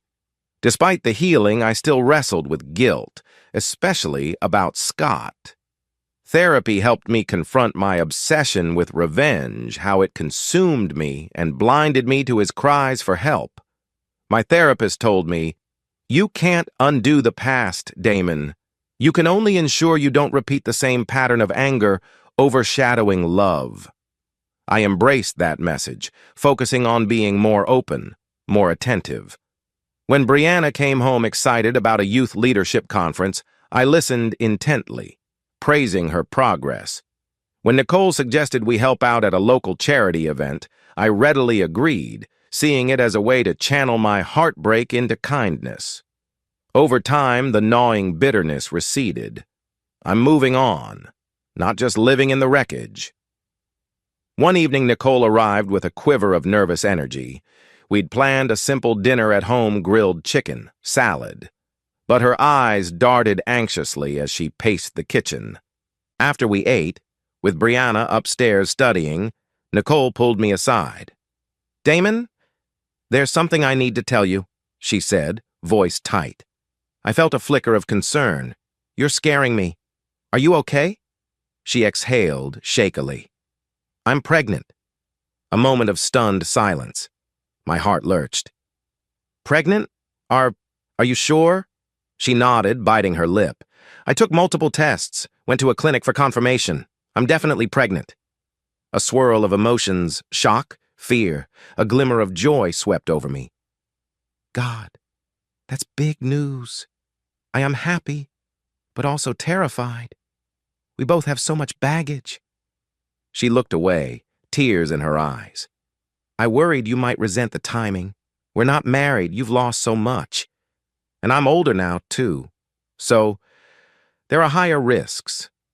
But I want this child, Damon. If you're with me." I gently lifted her chin, meeting her gaze. "I want this, too. If you'll have me, I'll be the best partner and father I can be." She let out a tremulous laugh of relief. We embraced, tears mingling with cautious joy. For a moment, the weight of the past receded, replaced by a fragile hope for the future, a second chance at fatherhood, a chance to not fail. That same night, we told Brianna. She sat on the couch, eyes wide as Nicole spoke. Then, to my surprise, Brianna let out a squeal of excitement. "I'm going to have a baby sibling? That's amazing!" We exchanged glances. "You're okay with this?" I asked carefully. Brianna nodded, grinning through tears. Yeah, it's weird, but we need some good news. I'm happy for you both. She jumped up to hug Nicole, who started crying, hugging Brianna back. I watched the scene, heart swelling. Family. Maybe not traditional, maybe patched together from shards of tragedy, but it's ours. Nicole's pregnancy wasn't all smooth sailing. She had morning sickness, fatigue, occasional bouts of anxiety. We visited an OB/GYN who, after scanning the ultrasound, assured us the baby was developing normally. But Nicole worried about her age. She was in her late 30s, and the doctor noted some elevated risks. We decided to proceed carefully, scheduling frequent checkups, adopting a healthier lifestyle. Through it all, I felt a protective surge reminiscent of my younger days when Haley was pregnant with Brianna, and I was an eager father-tobe. The parallel stung, but I forced myself to remain in the present. Nicole wasn't Haley. Our love was built on honesty, forged in mutual pain, not illusions. When Ms. Martinez learned about Nicole's pregnancy, she organized a small surprise party at the workshop, a midday break from the usual clanking of tools. Cupcakes, a few pink and blue balloons, and heartfelt congratulations. Even some of my colleagues who'd witnessed the meltdown of my marriage seemed genuinely happy I was finding new life amid the ashes. One coworker teased me. Guess you'll have to design baby-themed jewelry next, Damon. I laughed, half flustered. Maybe tiny diamond pacifiers, but that might be a choking hazard. The mood was warm, a testament that, despite my darkest days, people still wished me well. I left that afternoon feeling lighter. We can celebrate new beginnings. Not everything is tragedy. A bright moment arrived when a large envelope came in the mail for Brianna. She shrieked, nearly tripping over the rug to open it. Nicole and I hovered anxiously while she scanned the letter. Then she burst into tears of joy. "I got in, Dad," she cried. "I'm accepted to the University of Avery Falls with a partial scholarship." My heart soared, seeing her grin through tears. "That's incredible, Bree." She jumped into my arms, hugging me tight. "Thank you for believing in me, even when everything fell apart. I'm sorry I was such a brat before." I choked up, shaking my head. "You were just a kid caught in a nightmare. I'm proud you made it here. Scott would be proud, too." She sniffled, nodding. I wish he was here to see this. On the anniversary of Scott's birthday, Brianna and I organized a small memorial by the lakeshore where he once liked to fish. We invited just a handful of his friends, lit candles, and shared stories of his better moments, his silly jokes, his flair for making people laugh. No drama, no blame, just remembrance. I stood by the water, tears trailing down my cheeks, whispering a prayer for my son's peace. Brianna linked arms with me, resting her head on my shoulder. "He's with Mom, maybe," she said softly. "Maybe," I agreed, though I wasn't sure I believed in an afterlife. But if there was one, I hoped they'd found each other, free from the regrets of this world. As Nicole's belly grew, I embraced my role as a soon-to-be father again. We set up a corner of the house as a nursery, light pastel walls, a sturdy crib, some soft toys. Each day I'd place a hand on Nicole's belly, feeling the baby's gentle kicks. A fierce protectiveness blossomed in me, mingled with gratitude that life continued after so much loss. Brianna joked she'd spoil her future sibling, bringing home baby outfits or stuffed animals. Sometimes I'd catch her in the nursery holding a tiny blanket, tears shining. She's healing too, I realized. We're all healing, one step at a time. Spring arrived with gentle rains that washed the sidewalks clean, coaxing fresh blooms from the soil. In that season of renewal, our family, me, Brianna, Nicole, and the unborn child, found fragile stability, No one forgot the tragedies, but we learned to carry them more gracefully. Early one morning, Nicole woke me with a trembling hand on my shoulder. "Damon, I think it's time." Her voice wavered, face taut with pain. My heart lurched. We've prepared for this moment, but it's still terrifying. I called Brianna, who helped gather the hospital bag. We rushed Nicole to the maternity ward. Hours passed in a blur of contractions and supportive nurses coaching her. I gripped her hand, murmuring encouragement, remembering the day I stood by Haley's side for Brianna's birth, and how different this scenario felt. Finally, near midday, a piercing cry erupted in the delivery room. A nurse lifted a squirming, wailing infant into view. My heart clenched in wonder. Nicole sobbed with relief, tears of joy painting her cheeks. The doctor announced, "It's a healthy baby girl." In that instant, time froze. I glimpsed a swirl of conflicting emotions, heartbreak for Scott, memories of Haley, but also an overwhelming surge of love for this new life, my daughter. Another chance. The nurse placed the baby in Nicole's arms, and I leaned in, tears streaming. She's perfect. Her tiny fingers curled around my thumb, a fragile promise of tomorrow. Later, in the quiet of the hospital room, we discussed baby names. Nicole offered a gentle suggestion. "I was thinking Mia. It's short, sweet, means mine or beloved in some interpretations." I brushed my fingertips over the baby's soft head. "Mia," I repeated, voice thick. "I like it." Brianna, who'd arrived from a waiting area, peeked at the baby, whispering, "Mia, my baby sister. She's adorable." A hush of contentment settled over us. Mia, a new beginning carrying forward our family's name, but not weighed down by the mistakes of the past. Those first weeks at home with Mia were both exhilarating and exhausting. I'd forgotten the demands of a newborn, late-night feedings, diaper changes, the constant lullaby of soft cries. But each time I held her, my heart brimmed with wonder. The tragedies behind me didn't vanish, but they felt more manageable. I'm determined to be present, to cherish every moment I missed with Scott. Nicole and I settled into a cooperative rhythm. She'd nurse Mia, then I'd rock her to sleep, humming old lullabies. Brianna hovered like a doting ant, snapping pictures, cooing over every tiny yawn. The house, once so heavy with loss, now echoed with Mia's sweet sounds. One quiet afternoon, while Mia dozed in a bassinet, I found myself sifting through old paperwork. I stumbled upon Haley's final letter again, the one I'd already read. Something compelled me to reread it. "I have a family now, a second chance. Maybe it's time to fully lay the past to rest." Her scrawled words about regret and love still stung, but this time I felt acceptance rather than anger. She sought forgiveness. "I gave it. May she rest, wherever she is." I folded the letter neatly, placing it in a small wooden box with photos of Scott. A personal memorial, a tangible reminder of the lessons gleaned from heartbreak.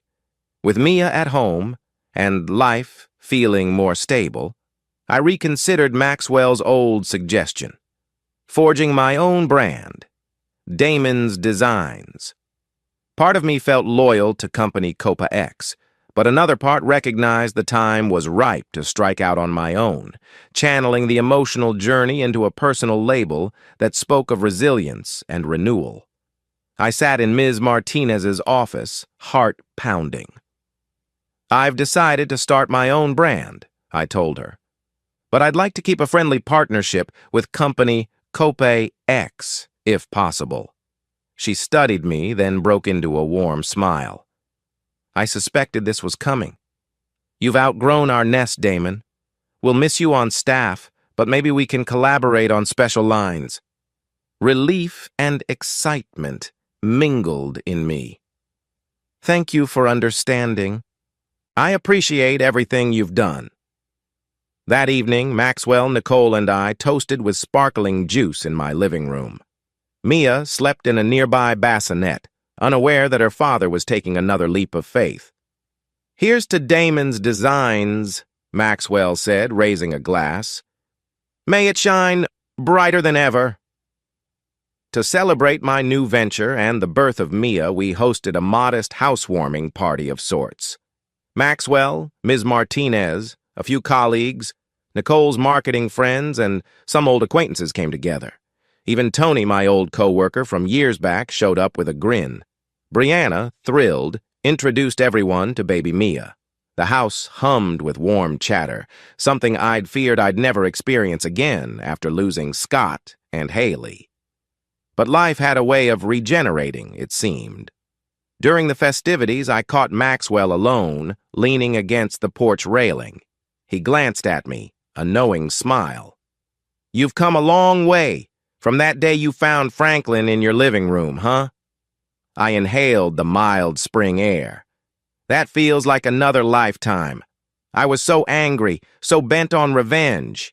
He sipped his drink. "Sometimes you had every right to be. But man, you've proven bigger than your worst moments." I nodded, emotions stirring. "Scott's gone. Haley's gone, but I can't keep living in sorrow.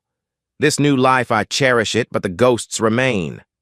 Maxwell's voice softened. "Ghosts can't be exorcised. They become part of us. But I see you forging a path where love and hope still exist. That's victory enough." I embraced him, a rare display of open affection. "Thank you, friend," I whispered. One weekend, Brianna suggested we visit Scott's grave, and then Haley's, to place flowers. Nicole offered to join, but I sensed this was a father-daughter moment. So the two of us drove to the cemetery, a quiet place with tall oak trees shading the headstones. We knelt by Scott's grave first, setting down white lilies. Brianna ran her fingers over the engraved name, tears gathering. "I miss you, dumbass," she whispered. "You should see Dad's new baby. You'd be so annoyed that you weren't the center of attention." She sniffed a shaky laugh. I rested a hand on her shoulder, heart aching. "He'd be proud you got into college, Bree. Keep living for both of you." Then we walked to Haley's plot, placing pink roses. Brianna stared at the simple headstone. "Mom messed up, but she was still Mom." She turned to me, voice trembling. "Sometimes I dream about her hugging me, apologizing over and over." I swallowed. She wrote me a letter saying she was sorry. I believe she meant it. Brianna's tearful eyes searched mine. "Do you forgive her?"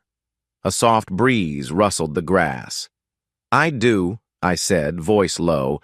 "Carrying hatred won't bring Scott back or fix the past. Let's try to forgive so we can move forward." She nodded slowly, tears slipping down her cheeks. Together, we stood in the dappled sunlight, letting the final remnants of bitterness melt away, replaced by a solemn peace. A year drifted by in relative calm. Damon's designs launched successfully, thanks to Nicole's marketing brilliance. Brianna adjusted to college life, commuting at first, then moving into a dorm with my financial help.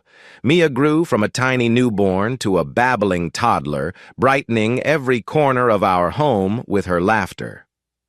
One morning, Nicole woke me early, looking pale. "I feel nauseous again," she murmured. I blinked sleep from my eyes. "Stomach bug?" She shrugged, a haunted flicker passing across her face. "I don't know. It's too soon to jump to conclusions, but I might be late on my cycle." I stared at her, adrenaline spiking. Could we be having another child so soon? The notion thrilled and terrified me. We'd barely found our footing with Mia. But if fate presented another blessing, maybe we'd embrace it wholeheartedly. We decided not to panic, waiting for more definitive signs. Part of me was excited at the possibility, part of me anxious about the financial and emotional demands. But we'd proven we could navigate storms. We'll handle whatever comes. Months later, I found myself hosting a small holiday gathering. Brianna was home from college, Maxwell and his wife joined, Ms. Martinez popped by for a visit, and Nicole, with Mia perched on her hip, served hot cider. The house glowed with warm lights, the smell of cinnamon drifting through the air. As I mingled, I realized how drastically life had changed from the bleak days of heartbreak and revenge. We're not perfect, but we're together, forging new traditions, carrying old scars. At one point, I glanced out the window, noticing the quiet street. I thought of Franklin, who had slunk away from the city under a cloud of debt and disgrace. I heard rumors he'd tried to start over somewhere else, possibly changed his name. I don't even care anymore, I realized. That chapter is closed. Late that night, after guests departed, I tucked Mia into her crib, brushing a gentle kiss on her forehead. Nicole stood beside me, eyes shining with love. We stepped out to the living room, sank onto the couch. The quiet hush of the house felt cozy, not lonely. Nicole rested her head on my shoulder. We've come so far. I stroked her hair. Yeah, I never thought I'd find peace after everything. But here we are. She glanced up, a soft smile curving her lips. You deserve happiness, Damon. You've carried enough sorrow for a lifetime. My throat constricted. So have you. We both do. Let's keep building a life that honors the ones we lost while celebrating the ones we have. Nicole threaded her fingers through mine. Agreed. I gazed around the living room, eyes landing on a framed photo of Mia, next to an older photo of Brianna at her graduation. In a discreet corner, I kept a small keepsake shelf with a picture of Scott laughing on a fishing trip. Alongside, a picture of Haley from Better Days, her smile bright before betrayal tainted everything. This was my tapestry of life, joy and pain, success and regret, all woven together. Yet the future felt open, hopeful, not free of sorrow, but no longer drowning in it. If there was any lesson learned, it was that love could endure unimaginable wounds, forging new paths from the wreckage. And so, as Nicole drifted off to bed, and I lingered a moment longer, I whispered a final farewell to the ghosts of my past. I forgive you. I remember you. But I won't be chained by you. Then I switched off the lamp, cradling the quiet knowledge that come morning, a fresh day would dawn and we would face it together. Hey, listeners of Temptress Cheating Tales.